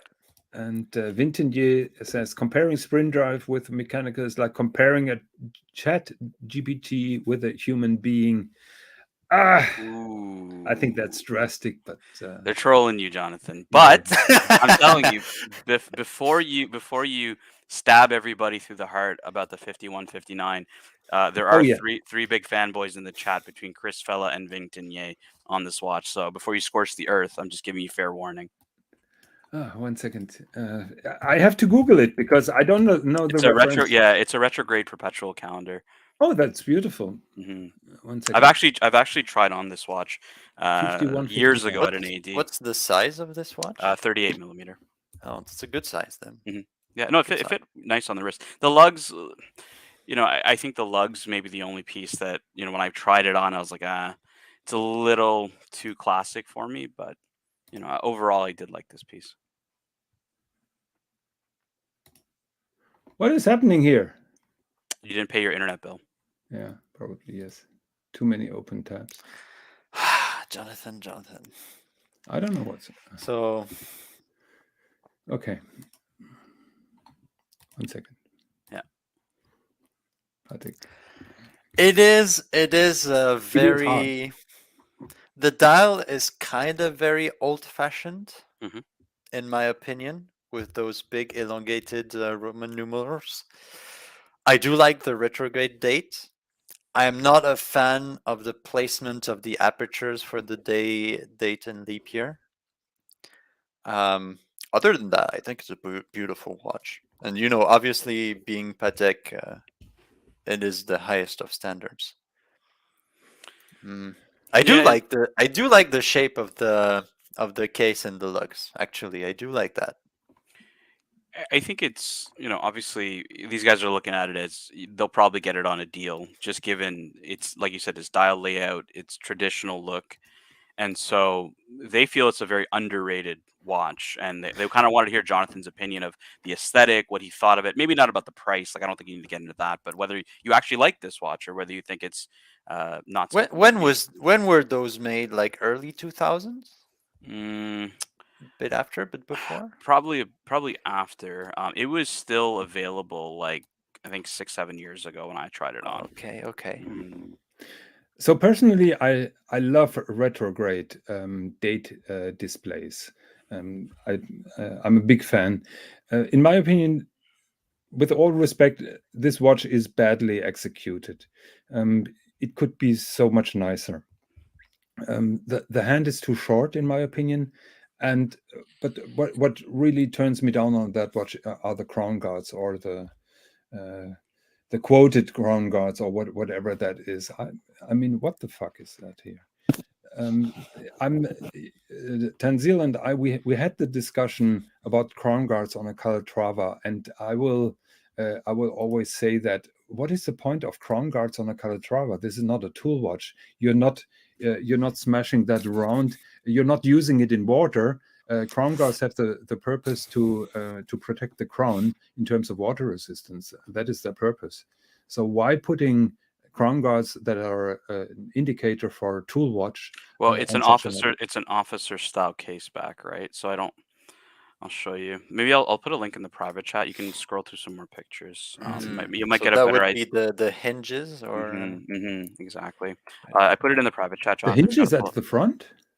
No, pull up the one second. the private chat, and then okay, you'll be able to I scroll can through. I can see it now. That's interesting. Okay. Yeah, because I think Jonathan was going to go down the route of like the Calatravas and the world timers of the probably early 2000s to close to the 2010s when Patek Philippe was doing crown guards on the Calatrava and other dress watches. I really like hunter casebacks. The only thing, it does add some. So you can see right here in the back. Some Yeah. thickness. Okay. Now I get it. Those are the hinges for the case. Yeah, for the it hunter does case. add some thickness. I know that on my JLC, I have a JLC Master Control that has a hunter caseback. It makes a big difference with and without the hunter caseback. If I take mine with or a regular without, mine is pretty thick because of this, and it sits really tall on the wrist. But yeah, I do like in general hunter caseback. It's a good party trick. Definitely, yes. I think Archie showed this Vacheron with this retrograde date. It's not a perpetual calendar, but I think on that Vacheron, the retrograde date is much nicer executed than on this one, which has a very historic vibe, in my opinion. It's not really vintage. It's really historic. I personally am. Well, and they do this for a reason, right, Jonathan? You know, Patek Philippe has kind of two types of buyers, right? You have your very old, like traditional buyer, right, that this may appeal to, and then, like you said, they have a younger buyer. You know, someone who's more affluent or somebody who's got money to get into the brand that it would be turned off by something like this, and that's why you'll see throughout their history. You know, like examples are the Calatrava 6000 and the 6006. You know, are a little bit more modern for a younger buyer versus the 5107 or the 5127, which is a bit more traditionalist. So, you know, you had this perpetual calendar with a retrograde that probably appealed to more of the classic buyer. Yeah, but do you know Fella and Chris? Are those conservative old buyers? I would guess. So look, I mean, Fella has Fella, I would say is, you know, Fella he has the what was it? You know, the Gondolo perpetual calendar? Yeah, I love Yeah, that one. he I has love that it. one. He has that watch. And he also has a 5270 platinum salmon dial, you know. But he also has a Nautilus. Like he has he's a true enthusiast that likes it all. Chris, I know, has a 5726. He's got a lot of, you know, other pieces. So, you know, Chris is also like, he's got everything. These guys are not just, oh, I just want the Aquanaut and the Nautilus. They like a lot of the pieces from Patek. So wait, you were talking about the Gondolo Perpetual. Is it the one with the 3 apertures or the one with the It's subdials? he just wrote it in the chat. It's the 5040. Okay, 1 second. 5040. Yeah. 5040. Oh yeah. He has this one, so it has the 3 apertures. 5040. Yeah, it's this. That Yeah, I gondolo, love that one. I love that one. but that is not the gondolo. That is just Well, technically, it's called tonneau. Gondolo. Is it gondolo? Yes. I think it was called tonneau. It's a tonneau case or a TV case. I think it was never called gondolo, Swis. Not that I know. Well, I'm looking at every website has it called Gondolo. Well, because it's written on the internet, that is not true. Yeah. Are we talking about this one? Yeah. Good point. I can tell you, it is a tonneau case, TV case. Yeah, it is. But this is the watch. This is the watch. Yeah, I've been selling those. Those have not been branded as gondolas. Sorry, guys. Okay. Well, you were selling. Were they popular when you sold these? No. Not because they've had a bit of a resurgence a few years ago, and they're actually at a very compared to a 3940 or a 5140 perpetual counter, which is traditional round case. These are at a relative discount, and Fella absolutely loves this watch. He will fight you tooth and nail, saying that this watch is not good. He really loves this watch. There is no fighting necessary because I love this more than the round one. I personally, I think there was a platinum with a black dial in that tonneau shape. I think that is perfection. But here the tonneau shape is much nicer than the round one, in my opinion. And it's cheaper. Which one I really love? I think you said it before. I think it's the 3940. It has the TV shape. This is the 3940 is the no 5940. 59 what? Yeah, 5940. 5940. This one I really like. Yeah. This one was very popular. Yeah, that's also really nice. 1 second. Let me pull it up. And also white gold black dial. Oh my god. I saw it at a local auction house and it sold for I think 45. And I was like, damn, that's a good price. Would that be labeled as a gondola? I'm not sure. I don't know. It's labeled as a beautiful watch, in my opinion. Totally agree. I asked Fella, because this is a 37 millimeter watch, and I asked Fella about that. I said, were you not concerned about the size? He says, no, actually, given the tonneau shape or even the TV case shape here, he says it actually fits quite large compared to what you would think a 37 millimeter would fit. Yeah. So, Tanzil, in your opinion, this one here or the tonneau shaped perpetual calendar? I actually like the TV case shape. This one, I think this one's a little bit cooler. But I don't hate either one. I like both of them. We had a comment here about the 6006, one of my favorite Pateks of all time. It's a quirky one. It was their shot at trying to make it a bit more the Calatrava to be a bit more youthful. Yes. Compared to like the 3919 or the 5119, the traditional, like you're like the Swiss called it out right away. He's like, those long Roman numerals don't do it for me, right? Like that's the way the traditional buyer probably would have perceived Patek Philippe, but you look at the 6006, completely different aesthetic. Ooh, the captain has this watch. Yeah, the captain. Had he or does he still have it? I'm not sure. He still have. And you got the 240 movement using the micro rotor, as you can see. And the deploy and buckle as standard, which is also rare with Patek Philippe. Yeah, I think you had a choice of both the Patek, the Calatrava cross, or the Tang deploying buckle. I think on this one, the Tang style deploying buckle. Yeah. So here we have here you have my blessing 6006. I really like. Oh, I don't. This isn't a watch. Ving Tinier loves this watch. Archie loves this watch. I'm not such a big fan of this one, to be honest with you. Yeah, I like it. Very nice. So, but now we are on the topic of Patek, which is also a no-go here on this channel. Yes, I told you. You put me on the channel. All the Patek fanboys. I'm okay with Patek. Vintinier says 3919 on a pink Perlon strap is youthful. So what do you guys expect from Patek? I think For watches and wonders, Yes. yeah. I am gutted that they discontinued the 7234, the pilot dual time that everybody hates. I praise them for doing that. It was, I think, my favorite Patek of them all that you could have currently. What is I the reference? Love 7234. You're thinking that, yeah, Jonathan. You're probably thinking of the pilot's watch, but this is the mid-size, the 38. Yeah, it's the smaller size. Mhm. And man, every time I have it on my wrist, it's like it You like those belongs. horns? Yeah. Okay.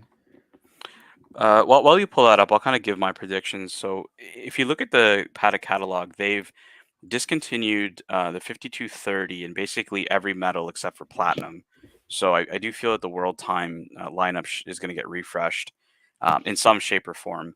The reference 96, the 5196 has been discontinued. I think that they're going to bring one of those Calatrava styles back because I don't think that they're just going to keep the hobnail bezel one around. I think for those main pieces, those are going to be the two lineups I'm going to be looking at. Is what are they going to do with the World Timer, and what are they going to bring back the reference 96?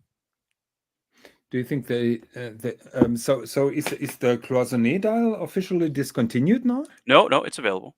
Okay. It's available. Yeah. It's the standard world time, right? Like the evolution of Archie's 5110 that became the 5130 that was now the 5230. Yeah. All the basic metals, white, yellow, and rose gold, have all been discontinued. So Patek is likely to update and bring out a new model for that, I would say. Yeah, you and I, we've been talking about that. I wish the 5296, I think is the current model, will be refreshed with a new movement, with a bigger movement. I'm just interested to see how they, because look, the 6119 uses a lot of that traditional aesthetic that you would expect would have been in the 6196, let's call it. So I'm interested to see how youthful they're going to make the replacement of the 5196, whether they're going to go as radical as they did, for example, with the 5226 or the Swiss skateboard watch, we call it, or if they're just going to go traditional and it just be a pared down version of the 6119 hobnail bezel version. By the way, I always make fun of this skateboard dial, but it's beautiful. I went to the Patek Philippe boutique here, and I could have a close look at it, and it's really beautiful. Very well done.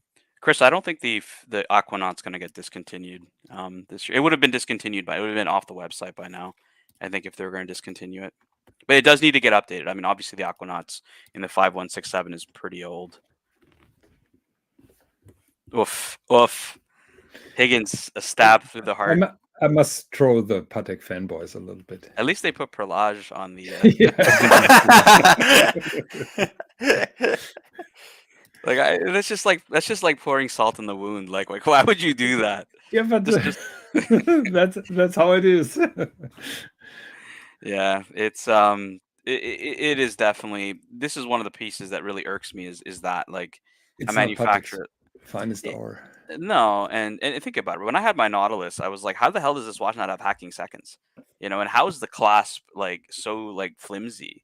Because I was comparing it to the 15300 Royal Oak that I had, which the twin trigger butterfly clasp is beautiful. The Aquanaut, the Royal Oak bracelet is a work of art. But the Nautilus it didn't seem up to par in terms of the case, the bracelet. I thought that the Royal Oak was much better.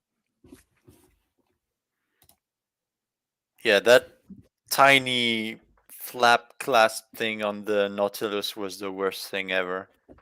Every time I had a Nautilus on my wrist, I was just so afraid to just, you pull a bit too hard and it just rips. Well, that's the thing. It off. I bought that watch from David SW, and I remember when I got it, I called him and I said, "Hey man, like, I don't want to push too hard, but is this how you open it?" He's like, "Yeah." He's like, "It's like a normal He's like, you know how to use this kind of a clasp." I'm like, "Yeah, but are you sure?" Because I didn't expect that kind of quality from Patek. My Royal Oak is much better than this. Yeah. You know, I love to troll the Patek fanboys with the 215 movement, particularly when it comes to the 5196. But I'm a big fan. I find that watch absolutely beautiful, and Well, it looked awkward in the 5119 as well, because that had a display case back, but it still showed a very small movement. yeah, Like, yeah. you know, it's just I'm We're gonna talking make now a about wild prediction, okay, guys? Wild prediction, and no joke, I'm pretty sure it's gonna happen. Mhm. More crazy ass gem set watches. that's a For given, some I would say. reason, every brand since 1 or 2 years ago, every brand is pushing so hard those crazy gem set watches. well, they're popular, right? Like you Yeah, got they the are actually. Rainbow Daytona. People love it, and you know, now most people watch collectors watching here probably wouldn't buy one, but they, you know, there are those people that would, and they They go for crazy present well money. on Instagram. Hmm. Yeah, Saad would love it. I know he likes gem set watches. Should we pull up the Rolex style again, Tanzil? Yeah, sure. I've heard about. I've heard some discussion. I loved when you sent me that picture. I was like, what the hell is this? Hey, Muhammad Ali. Let's say hello to Muhammad Ali. Yeah. Hey, man. hello. Hi guys, how you guys doing? Doing pretty great. How are Good, you? thank you. I'm very well, thank Mohammed, you. you're not thank you. you're not drenched. Last I heard from you, you were drenched in the rain in the UK. Yeah, that was yesterday. We had a bit of a we had a bit of a rainy day yesterday. It's one of those days where it was sunshine and then rain and sunshine again. Yeah, I get caught out by the rain a couple of times yesterday. Is this an error dial or is this just like messed up? Nah, man. I mean, look at the superlative chronometer. Is that on the right elevation? Look at the aperture of the day and the dates. You know that picture is not fully frontal. I think it's angled, so it looks a little bit weird. Look at the aperture of the day Yeah. and the date. Is that correct? Doesn't seem correct to me. What Is do you mean? I think the day is well centered. no, I mean the rim of it. Is that normal? I don't know my day date, so I don't. Yeah. So to me, it neither. looks genuine, I must say. And I know a little bit about that process. Have you seen that stamping process on the dials on one of your factory visits, Swis? Yeah. Are they still using this kind of stamping technique where Yes. they put color on a plate, then they have a kind of pierced out plate that they put on top? What do you mean pierced out plates? The stamping I know is they have the pattern on one plate. They have this bubble shaped thing that just goes onto it. That boop thing. And then they just do the same on the real dial. Yeah, but I find it plausible that somehow the R is gone missing, because let's remember on my city ring we had the same issue. Yeah, but I We mean, had New York. how did this went through QC? That's the real question. Well, look, Vingtonier If knows it's the origin genuine. of this watch, Jonathan. If you want to pull up his comment, Oh, he recognizes the watch. Okay. He recognizes the watch from the Guangzhou flea There have market. been thousands of them being done. So if that's real, it's really the question to the programmers of Rolex quality control, because we know that everything is checked with cameras, but then on the other hand, that Explorer with the 2 9s, how did that slip through when everything is controlled with cameras? I think it's all depending on the algorithm, what is caught and what not. Well, you know my own personal horror story with Omega, so the chip on the Oh hand. yeah! Oh yes! Oh yes! Yeah. Would you like to share that with us? Yeah, I don't mind sharing. So I bought a new Speedmaster 3861 Moonwatch, and upon inspection of the hands, I believe it was the minute hand had a massive chip at the end of it, and I took it into the Omega AD, and it was funny because my friends run the ADs, so they were all good and they were chill, and they weren't looping. It was funny because you don't even need a loop to see it.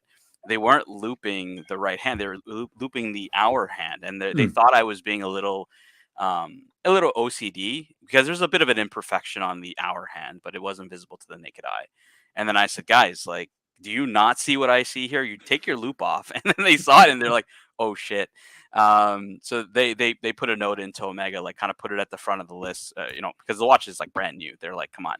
Even though the warranty apparently is like, in Canada at least, it's something like 6 to 8 months, even for warranty work. But they're like, look, we'll probably get it back a lot sooner because it's a brand new watch. So new handset incoming, unfortunately. So no. Would you mind sending me the picture again, please? Yeah, I can send it to you. Let me text it to you again.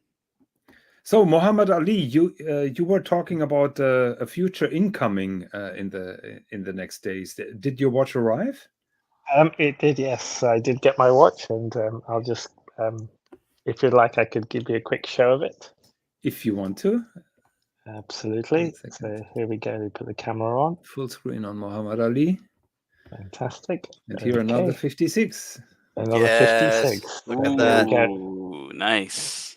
So yeah, I got that exactly a week ago now. It arrived. Congrats. And you picked the much nicer dial compared to the silver one. Yeah, I do like the blue. Yeah, absolutely. Yeah, and I've been enjoying it quite a bit in the last week. I tried that piece on when it first came out, and I really enjoyed it. I thought it fit really well, really nice on the wrist. Yeah, it's a fantastic size, and it's quite a nice casual. It is, right? Yeah, it is. It's a good for kind of working from home, and also now that the offices are not as strict on dress code, it's quite a good watch to wear. So thank you very much. Yeah, I'm very happy with it. I personally think that is a far nicer concept than the Aquanaut, to be honest. And yeah, look, this is VC trying to get buyers into the brand at a very low cost, right? And yes, exactly. I kind of always tried to compare this to the Code 1159 and AP because these were brand new ranges for both brands. Even though the philosophy is a bit different right now with how AP is doing the 1159, but it was fresh new lineups that the brands came out with in recent times. Yeah, it's absolutely gorgeous and it wears really well. And I'm loving it at the moment, so I'll enjoy. Seems that the audience agrees with you here, so everybody is congratulating you. Thank you very much. 1 second. Yeah, you just need to zoom in. You probably don't have to zoom in much on the hour hand to see it. Yeah, the problem is that is an iPhone picture that doesn't show in Google Chrome. I have to take a screenshot. I'm fighting here with technologies, guys, all for the Swis Jon Show. So 1 second. So here's the thing, Swis. I kind of told Jonathan, I said, look, man, if you need help, I'll proceed for you so you can focus on the content. Because Jonathan always says I do all the content and all the organizing myself. Yeah, if you just zoom in on the hour hand, it'll be easy to decipher. Yeah, right at the top of the hour hand, at the bottom. Yeah, like you can see it. It's such a huge. Oh yeah, right there. Yeah. It's obvious. Yeah, and they were looping the minute hand, and it's like you don't need a loop. Like. Tanzil, you're cutting out a little bit. Oh, is this better? Continue talking, then I can tell you. Oh yeah, so Jonathan was talking about how like the QC just uses either cameras and this kind of stuff gets past the quality control. But think about it, right? A brand new watch requiring potentially 3 months to just change a handset. Like fuck. Yeah, there are a lot of mysteries in the Swatch industry. I remember when I had my Porsche design watch brand new, I was in touch with a German service guy, and he told me about how difficult the certification process is, and he told me Porsche Design has a very industrial approach. Everything is standardized, everything is defined, and so they gave him a hard time to get qualified to work on one of their watches. So when I had a problem with my chronograph, I sent it to him, received it back after a couple of days, and the case back has been damaged. And I said, why did you use this random tool? For sure, you have a plastic insert that matches that case back. And he said, no, it's not out yet. So that, in my opinion, is not really quality control, or has nothing to do with quality when you put a new watch on the market and your service center doesn't have the proper tool to open it. Yeah, that was always a worry too. Like, the guys at the Omega Boutique were like, "Hey, like, are you sure you care to send that in? You may come back with more issues." I'm like, "You guys run the Omega store and you're telling me this? Like, come on." But yeah, like, your stuff could come back scratched, right? It's possible. I'm super hesitant in giving watches to repair when it's not really absolutely necessary. But that chip would bother me, so there is no alternative. Yeah, if it's visible to the naked eye, like, it's gonna bother you, like, no matter what. Especially if The it's a brand new watch, like, it shouldn't Yeah. be sold like that. The problem, I hope that I'm totally right. The problem, or what I'm always afraid when this kind of thing happens, is you get it back and your handset is brand spanking new, and then there is a lint on the dial or something like that, and then you Well, of tell course, yourself, right? There's so many things. So yeah. the guy who was working at the AD was saying, Mm. yeah, like, he's like, I actually need to send my Speedmaster in because when I looped one of the hands, I see a little hair on it, and it's just like, and it doesn't bother him because he can't see it necessarily to the naked I eye. remember a friend bought Gégère Le Coultre, a basic master control, but when he looked at it, he just went home and he just put on the watch. He looked at it. There was a huge fingerprint on the dial, actually, Ooh. on the dial itself. So you have to pretty much send it back to disassemble and very quickly get rid of it because it can damage the dial. Yep.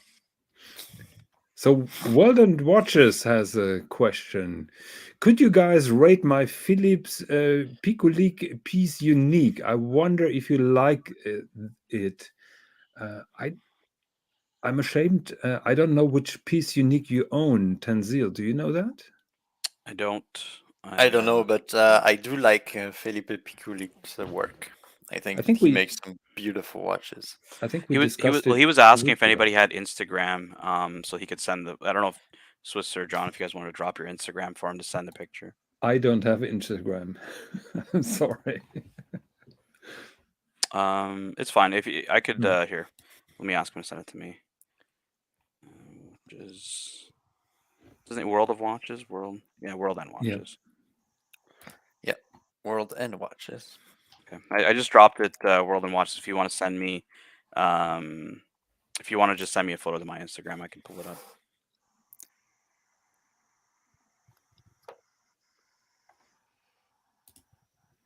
Oh, Chris is not a fan of modern triple calendars. I think we had that discussion about the Vacheron triple calendar. What do you think, Swis?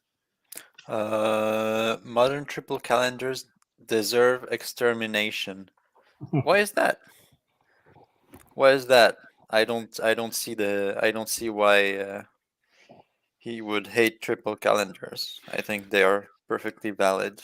I think Vacheron's triple calendar is a piece of art. It's beautiful. Yeah, and if it was perpetual, it would be twice the price. So probably yes. Not anyone can afford a perpetual.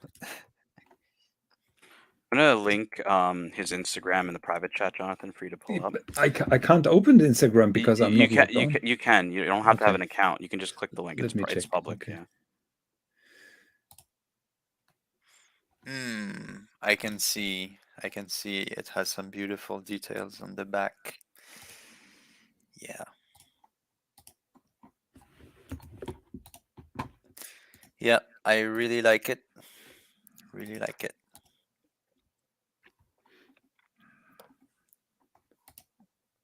I can't enlarge it because it asks me to log on. Just pinch zoom it.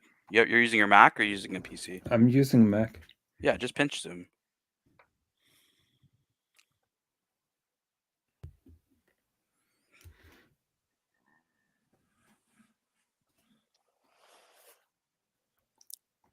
It doesn't get bigger here on your screen. On mine it gets. Are you haven't shared anything? I haven't seen anything yet.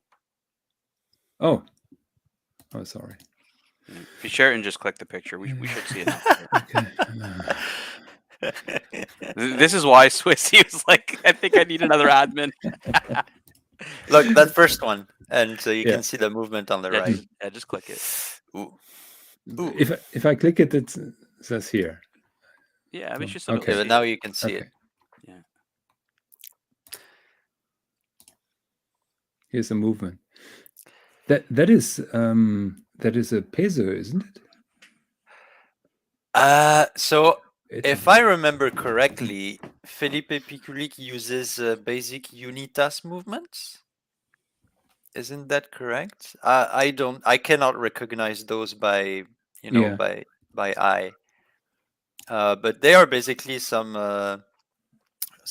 readily available movements that he then finishes very artistically. Here you can see with anglage and micro engraving Yes. all over, which is absolutely beautiful. Snailing. Does he all do that himself? The movement decoration? Yeah. I'm pretty sure he does it all himself. And look at the dial. The dial is also very. Yeah, we talked about it 2 weeks ago. That those applications that are on the dial, very unique. And I think all of his series are It's an sold out. ETA. Say it again. ETA. He's saying that it's an ETA 7001. Okay, so that is peso then 7,001. Yes. Mm-hmm. Peso. So for one, I've been correct. For once. you admit yourself it's for once. Yeah. No. Before you say it. So, Mr. GMT, hop on. Mr. GMT is lurking here in the background. He's So just there waiting. is something engraved on the case back. What is this? Very difficult to read. Temporis. Amor portat tempus. You can read that? I'm trying. I'm trying. I'm trying to zoom the.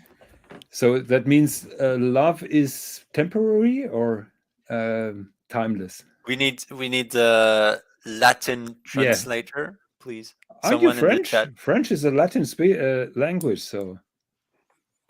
Yeah, but it's not that close. Okay. I like it. I like pieces unique, but I need to know a little bit more about this thing. Oh, and we have here Mr. GMT. Good evening.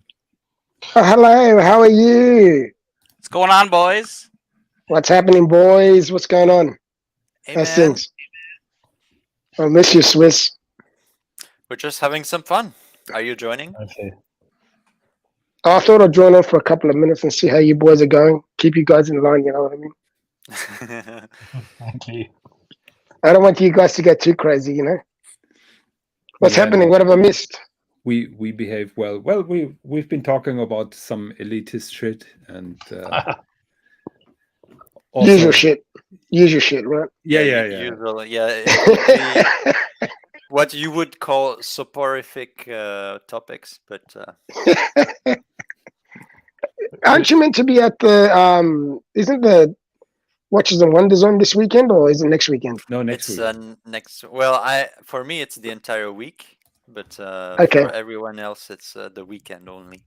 Oh, you're there all week long? Yes, he's VIP. Not like you. So you only get it. You only get your Watch Into magazine. I will be at the AHCI event on Monday, Watches and Wonders on Tuesday. I have another private event on Thursday, and the weekend I will try to meet some people that make the journey to Geneva. Sounds great. Do you think we will have an impromptu Swis Jon Show during the week? Maybe. At least not whilst I'm over there, because I cannot film, on the booths. Yeah, mostly because my phone cannot does not work well with StreamYard. Mm-hmm. It heats up. It heats up, doesn't it? Yeah, it's That's why I bought the Fold, and the Fold doesn't heat up. Yeah. So it's got two separate batteries. So Watches, World and Watches says, "Amor portant tempus, love is carrying time." That is a very nice motto. That's pretty nice. That is on the Piece Unique. Piece Unique. Mm-hmm. That is cool. So why is everyone so quiet? What did you engrave on your Piece Unique, Jonathan? I only have a new strap, and that's it. Which is fucking ugly as shit. But keep going. I cracked under the pressure and changed the strap, and now everyone is even more mad. Have you seen the new strap? No, I didn't. My god! You don't want to see it, man. Holy shit! The deep blue one with the the deep blue with the contrasting stitching. I still prefer the first one too. Sorry, guys. Sorry, I can't help myself. Mr. GMT is the worst offender because he's ranting about my gray alligator strap. The moment that Bondage and Discipline shows up with a gray alligator strap on his Lange, Mr. GMT, oh, it's so classy. I love it so much. Oh, it's so beautiful. Yeah, but it's a totally, hang on, wait a minute. It's a totally different watch. I never said the strap is completely ugly. It doesn't suit the watch. But you're complaining about the strap and not about the watch. What is wrong with you? Because that strap suited that watch. That strap does not suit your watch. What don't you understand? It does. It does. For a guy that plays a part that's saying that he's intelligent, you're fucking not very intelligent, are you? Well, I'm not playing that part, to be honest. That is Swis part, to be frank. No, wait. No, I don't find an image right now. Yeah, thank God for that. I don't want to see it again. Yeah. So I'm still working on the straps. As soon as Tanzil is visiting combat straps, I'm placing an order, and it will blow your minds. They're like an hour away from me. So if you do want one, just let me know. No, he wants one. He wants one. Trust me, he wants one. I need one. He needs one. Definitely. He's got to get this tarnish strap conversation gone, rid of. Okay, we have here another comment. There is a diamond between the lugs on the Piece Unique. Wow. How can I see? I can't see that on the Instagram, but I'm pulling it up again. GMT, we taught Jonathan how to use Instagram today. Crazy. Oh shit. Oh shit! Has he got Instagram now? You know. Today, I made it evident that I'm not that commander of the troll armies, and that I'm not the evil mastermind. That I think Jonathan would have trouble like creating troll accounts. Yeah, yeah, he would. He would. Yes, he'll be fucking screwed, mate. Forget it. I would be getting caught and would get banned immediately because. I have. But you know what? Jonathan doesn't need a troll account. He is a troll. He's just a perfect troll. He does not need no troll accounts. He is the troll. So I apologize. Simple. I can't see that diamond at the Lux at 6, and I'm afraid. Maybe remove the chat. Yeah, I can see it. I can see it. You can see it? Where can you see it? I'm on another picture, but okay. It is there. It is there. Okay. So you know what? It's a blessing. What is the case material on that one? Because what's this one? What are we looking at? Platinum. Philipp Pikulik from Berlin. Oh, that's a complicated surname. Since it has no hallmarks, I would say it's steel. Yeah. Yeah, probably blood. Wow, look at the back of it. Holy cow, look at that movement. Yeah, that's pretty nice. Wow, it's beautiful, man. Yeah. Do you know what Damn. movement that is, Mr. GMT? Yeah, let me tell you, I don't have a fucking clue. That's what sort of movement that is. Dodger is complaining that I'm bullying you. I apologize for that. I'm used to it. Are you bullying me? I'm that used to it. I didn't I'm even only realize. apologizing against Dodger, not against you. Are you mad? Okay, all right, okay. Now, okay, I just realized I got damaged apologizing. That's a fucking rare occurrence. Yeah, the case is still according to World and Watches. Very beautiful. Do you have do you have a personal connection to Felipe? Probably yes. When he owns. I know World and PCB. Watches is in Germany because he said he was from Germany earlier. Mm-hmm. So Hank engraved by an ex-engraver from Lange and Heine, which is a very good address and good credit. What is that logo? May I ask? Is that those your initials, or is that the engraver that that made that logo? That is what makes me wonder.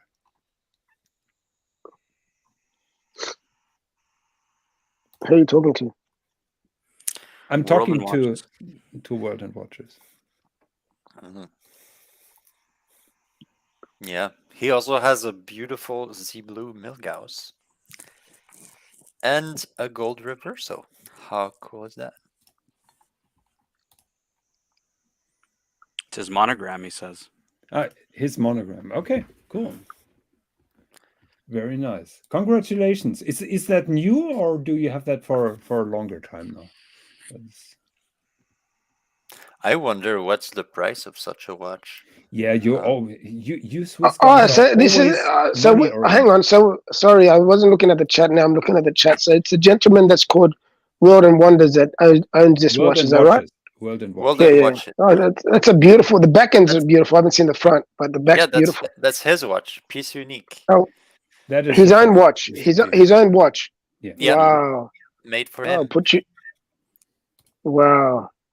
Oh man, I like the front of it. I like the dial, man. The dial's so clean, very clean, very legible. I love that look of it. Congratulations, my friend. Congratulations. That's beautiful. It really is. It looks much nicer than the World Time. Fuck you.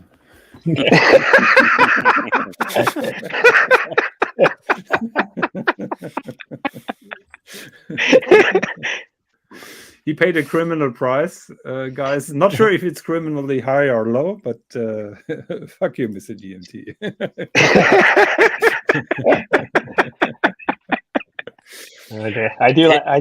I do like Saturday nights with you guys on. The entertainment we learn about watches, we learn about horology, but we also just have a little bit of fun. Higgins, it's all about having fun. That's why I'm here, just have a bit of fun. I think GMT was a little disheartened when you said you would give me the World Timer and not to him. Yeah. I thought he would give me the World Time. I'll tell you why. Because it hasn't got Darwin on it, and I'll always look on that World Time knowing that Darwin was going to be on it, but isn't. That's what I thought he was going to do to me. Give me that World Time just to make me suffer. Look, you know what I mean? I'm actively bidding with Sven Anderson on getting that city ring against Jonathan Quill Higgins, just so that he can't have it. Oh damn, that'll be interesting. I'll get that ring and I will nail it on my wall just like a trophy, just like a deer head, you know. And that's the reason why I thought I was going to get. Not that I wanted the World Time. Fuck, that's an ugly piece of shit. But I wanted it mainly for the that he was going to give it to me. Rub it in my face. I'm getting this watch. What are you talking about? Well, that's what I do. I prank my friends. I make them buy shitters. Well, next time you tell me before I'm falling into your 70,000 Swiss franc prank. That's why I was so keen for you to sell your other good watches to buy a shit watch. Okay. No, Swiss. Just to give our viewers some context, Tanzil was very nasty, and I was on a panel together with Saad, with Vintenier, Professor, the professor, and yourself. Yeah. And Tanzil asked the question, so if you had to give one of the panel members one of your watches from your collection, which one would it be? And my reply was I would give my Glashütte CQ to Vintenier just because I didn't talk very long and very deep with him. The professor would get my Lange 1. Saad would get my perpetual calendar, and Tanzil would get my world timer because Tanzil is the only person who understands the story and the making of the watch and everything. Bullshit! I've been there. I've been there since the beginning, mate. Yeah, but you Yeah, didn't what are you talking about? understand it. GMT, he's got better watches than that for you to inherit. He's got an AP. He's got other pieces. Yeah, no. He's got some fucking heavy hitters. Those are going nowhere near Darwin. You understand that? But you know what? His trophy piece is still coming. When he gets this piece, you guys are going to be blown out of your minds. Honestly, he hasn't even shared it with me, so I don't even know what it is. I know what it is. Yeah, I shouldn't have told you. But I'm not going to say anything. That's why you told me, man. I know. No, Swis knows it. But I'm telling you, I think Swis approves with it as well. Or the two creators of the plus yourself know about the show. The two creators of the show actually know about that watch. Is that what you're trying to say? Yeah. I think Dodger knows it as well. Dodger's a close friend of yours. Yeah, so that means you just need to give him a couple of bit of schnapps, and then he'll tell you what it is. Yeah. Well, he passed out after one schnapps. Man, I was trying. They were Gonzo streaming on the Swis Jon Show. I was trolling them to spire up the dungeon just so that we could keep the party going. It was so good. So Wudu is asking when is the estimated time of arrival when I have the money together, and at the moment selling watches is hard. So the watch is on hold. It's partly paid, but I'm waiting. He's doing the slow pay treatment. I learned that from Archie. I'm doing the slow paying. Yes. Yeah. I can't wait. Honestly, I can't wait for you to get that. But that's going to be mind blowing. But then there was a bonus question, Swis, and Tanzil was asking, which watch am I going to give Mr. GMT? Yes, of course. So, Swis, are you still with us? Yeah, I'm here. Guess which. Hang on, I wasn't even on the panel. How the hell did I get mentioned? But that was a question. So guess which watch. I know. He gets the sub. Well, modified. Yeah, the modified sub. Yeah, I No. Listen, no. It's not. I wasn't going to get that one. Listen to what he was going to do. Okay, tell him, Jonathan. I have another Kermit here in my collection, fully stickered, and I will give that watch to Mr. GMT after I remove the crown guards again. Motherfucker! Oh my! When he told me that, I didn't know. I lost my shit. You make sure to videotape the whole process. We'll be live on and you just continuously say, "This is your fault, GMT. This is your fault, GMT." I would lose my shit. You don't understand. Yeah. So we have big plans ahead. But the next thing that I'm gonna do is I'm gonna print out the monochrome article about the watch.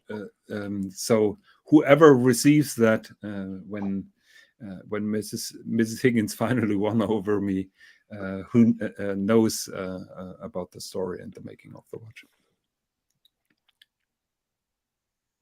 I killed the mood. No, not at all. Not at all. When I'm talking about my passing. I know. So did you just pass some wind? Is that what you just said? No. Okay. Sorry. So Swis, do you have any rumors or any wishes or anything that you're sure that we are going to see next week? Anything spectacular? I don't know. I don't think too much about it. I want to be surprised. Mm-hmm. Well, Professor said something interesting last night. Did you want to hear it? Yeah. What did he say? He said that the Rolex website will be updated sometime today. For me. Like, isn't so tomorrow for you guys. It will be published the 27th at noon Geneva time. 27th. When's that? Yeah, It's Monday. That's Monday. It's Monday. Yeah, that's right. Yeah, that's right. Yeah, that's right. Monday. Yeah, but it will be published at noon, which is a bit odd because Watches and Wonders starts at 8:30, and probably everything will be out by then anyway. Everyone will have. Yeah, so I don't know if they are finally gonna release everything at 8 o'clock, which would make more sense. So, in my opinion, 8:30 is when Watches and Wonders starts. Therefore, 8:30 on Monday, Geneva time, the website will be updated. Yeah, I agree with you, Swis. I think Austin had a quick show on that, and he said it was 8:30 Geneva time on Monday. Yeah. Oh, you know what I'm doing Monday at 8:30, John? You call me? Well, I should because I'm having coffee with Lange and Sohne. Oh! So, yeah, the story is normally I would have 1 hour, time slot with them. However, they pretty much said, you know what, someone else bigger is coming, so we need the time. But if you want, you come at 8:30 and we take coffee and croissants together, and for like 30 minutes we can show you quickly our watches. Oh, please call me after it and let me know. Yeah, but then I will have to. No, call me first. Call me first, then call him.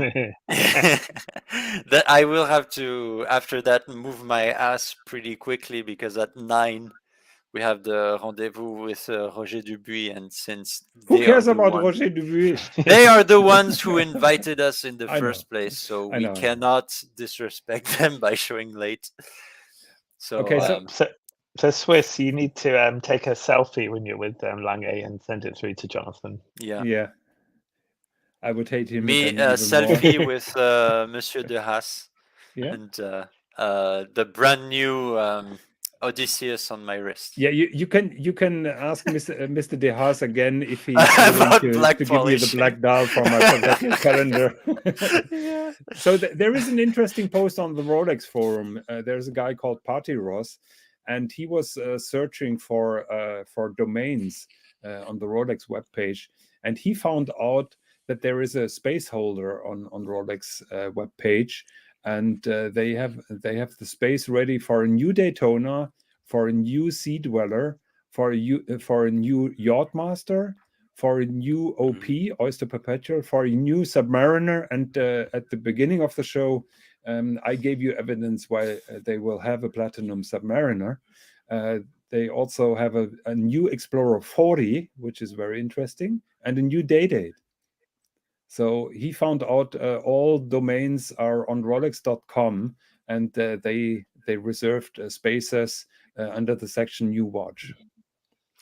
Yeah, but if you read further, I saw this post. If you look more into it, it has been pretty much debunked because someone saw that they have a bunch of domains that also kind of make sense, but not that much sense, and it's very blurry.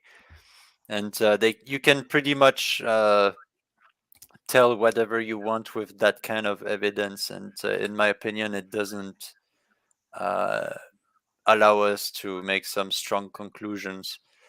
My question is, so according to this it said 40 mil Explorer, why not 41 like every other watch that they are doing right now? The speculation is that they make the Explorer 1 in 40. Yeah, but why not 41? Is the Air King a 40 or is it a 39? I think it's 40. Yeah, but the Air King is not the same case as With the chrome guards. Explorer. The Explorer has the case of the Oyster Perpetual. Yeah, the rumor is that people are saying that they're going to try to adopt the case of the Air King to go as the new Explorer 1. That's one of the rumors. What? Really? Yeah. Oh shit. There's been some wild rumors of the past. This is why, like, Jonathan was asking me earlier. He's like, "Has anyone talked about this?" I'm like, "No, everyone's talking about the Daytona when it comes to that, like, the ice blue dial that we looked at earlier." So yeah, there's tons of rumors going around. Yeah. We will all see on Monday. But guys, this is not a Exactly. Rolex channel. So Yeah, So Neo says Voodoo- That would King. be very, very, very strange, though, if they actually do that. So if I get the context of the conversation between Dodger and Voodoo, she imagines me as James Bond movie poster, or him as a James Bond movie poster. Swis, can you confirm or deny that, having seen me in real life? You'd be the villain, of course. Thank you very much. You Okay. just put that. Fuck you, Mr. GMT. Fuck you, Swis. No, let's go on. Just put that bandage over one of your eyes. You Wait just a minute. grow If a little anybody has, mustache. if anybody's seen Jonathan in real life, you would think that he would be the villain in a James Bond movie. That's all I have to say about that. Well, that is what Swis just said. Did you say about seeing him in real life? Have you seen the looks of him? Did you say that part? Yes. Oh, you did say that part. Sorry, I missed it. My daughter was talking to me. Crappy Luxury says Higgins would be odd job. Yeah, thank you very much. I'm taller than our job, fortunately. I was thinking like kind of a mix between Scaramanga and Tattoo. So Oh. Well, what about Jaws? A new Jaws. A new Jaws. Guys, Yeah, keep in mind that I still have yeah, the controls. Jaws, I yeah. can ban you here for such comments. So don't forget who has the keys here and the control. Swis is not here to protect you. Swis, by the way, I want Perth Luxury's mug still. You promised that to me. Oh yes. I shall find it. He's updated to say you're Scaramanga now. Yeah, does Higgins have a gold tooth? Actually, Scaramanga was related to Ian Fleming, and Ian Fleming wanted not Scaramanga, Christopher Lee, who played Scaramanga. He was related to Ian Fleming, and Ian Fleming. Christopher Lee was related to Ian Fleming. Yes. Mm-hmm. Oh wow, I didn't know that. Yeah. He's one of my favorite actors. I love that guy. Well, he was on an interview, and he said that the role in the James Bond movie made it possible that he escaped the Dracula, because before the James Bond movie, he was typecasted only being. Yes, he was typecast as Yeah. Dracula. I remember watching that movie. Yes, yes. Yeah. Yeah, I have regrets. He once was in Hamburg shortly before he died, and I couldn't make it to meet him, and I regret that. Oh man, I would have loved to meet him. He was one of my favorite actors. He was very talented, man. He really was. So they're saying the Swis would be Q and GMT would be a Bond girl.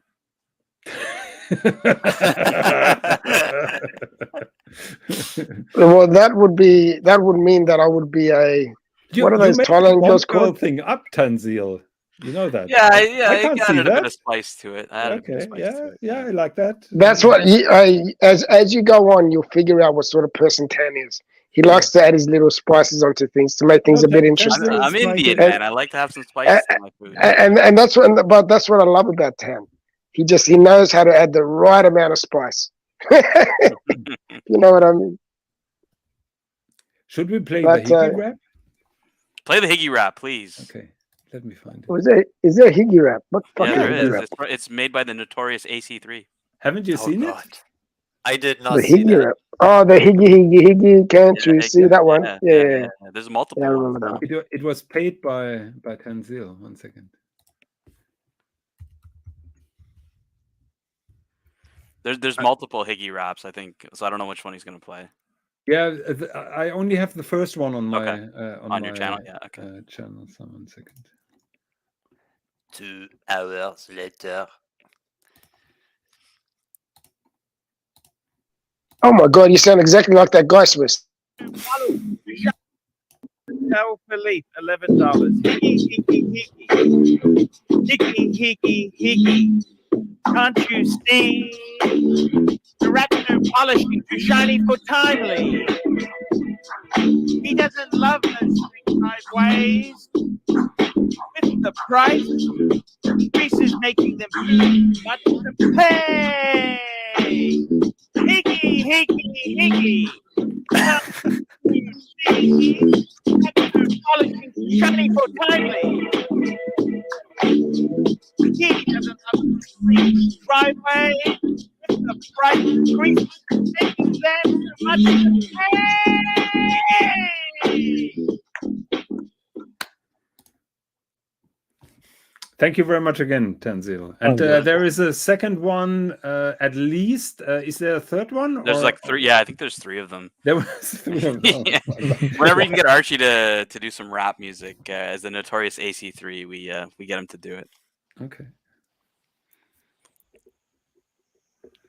No, I feel blessed, and I've asked him for permission to post that on my irrelevant YouTube page. So Nice. okay. Didn't they ask you? Maybe Didn't Lux ask you to like pay royalties, and you're like, I'm not even monetized. Yeah, exactly. Like, what royalties am I gonna pay?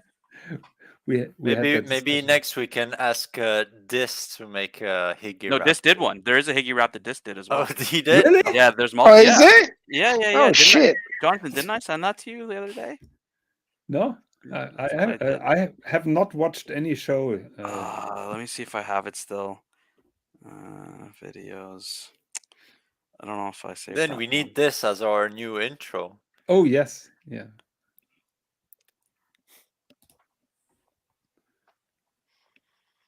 It's this one. So Dodger is having a rant now about my looks. So No. everything is normal here. I'm telling you, I'm Spread the telling love. you, you would be the perfect Jaws. The new Jaws, you'd be the perfect Jaws because you got the height. I'm sending you another Archie one. I gotta find the Dis one, but this is a second Archie one if you want. I just texted it to you. 1 second. I don't know if you can upload this into your StreamYard and then just play them from your StreamYard. I try it. Because that's what we do on AC3 shows. We just upload some of the videos and then we can use them as like intros and stuff. Like I have an I think one. I think because it's a free one, they've got a free. This is a free StreamYard. Yeah. I think they get a limited One second. amount of things they can add to it. Actually, I don't know how. I don't know if we are limited on that. Video clips. I'm not sure. I'm just assuming. No, I can't. You can't do this one. For next time. Yeah. No, I can play it here, but I can't integrate it in the StreamYard. Are you still with me? Yep. Oh yeah, we're still here. Okay. Yep, Or we're did, still did here. I shoot you out? No, we're good. Okay, so it has been now 2.5 hours. You know, Swis and I, we set the goal that we limit ourselves to 1 hour. So those shows are getting longer and longer. But when we have celebrity guests, it's very enjoyable. And That's the GMT effect. It gets longer and longer. Exactly. For sure. Exactly. Just Yeah. gets longer. Sometimes it gets harder as well. It's hard. It's hard. okay, so any final comments before we wrap this thing up? Spring Drive has soul. Yeah.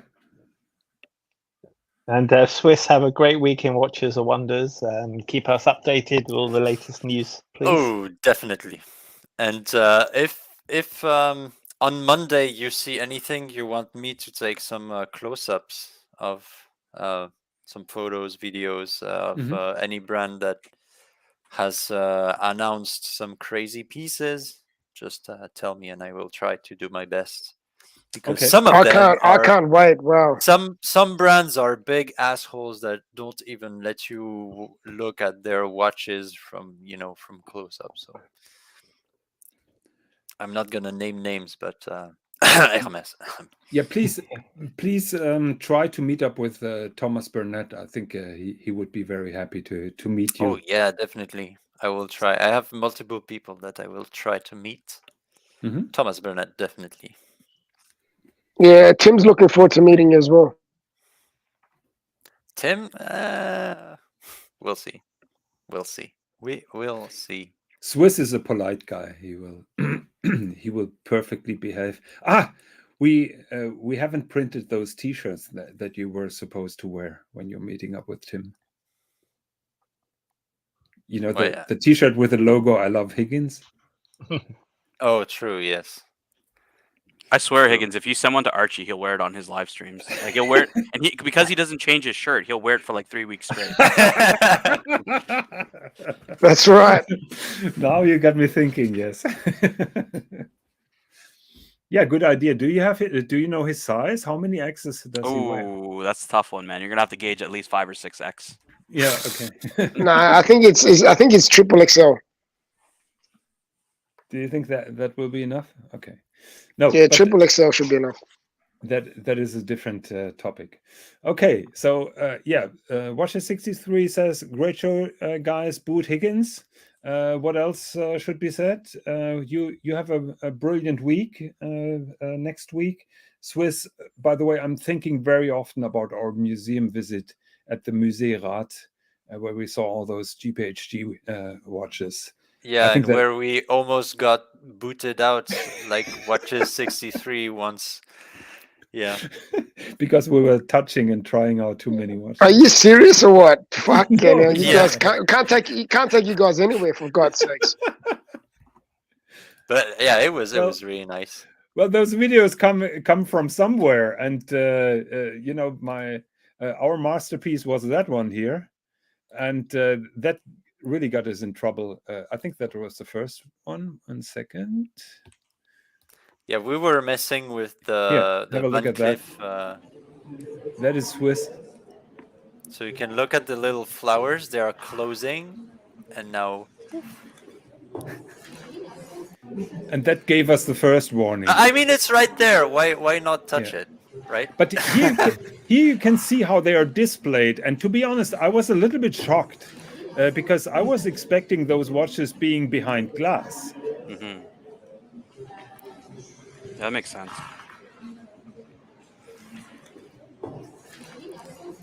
So the only regret that I had was that we couldn't turn that recepi around and see the movement. Oh yeah.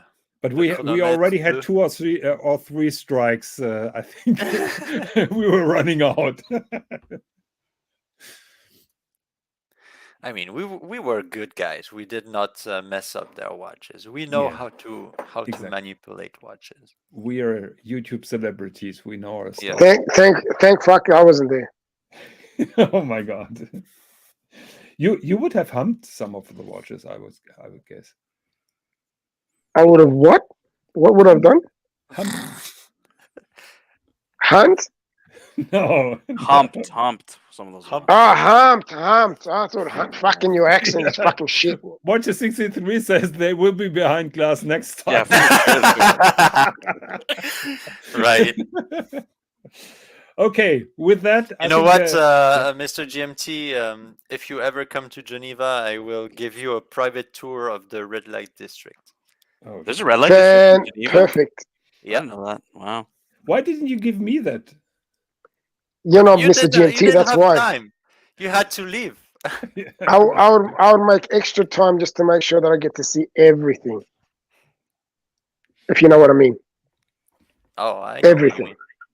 Yep.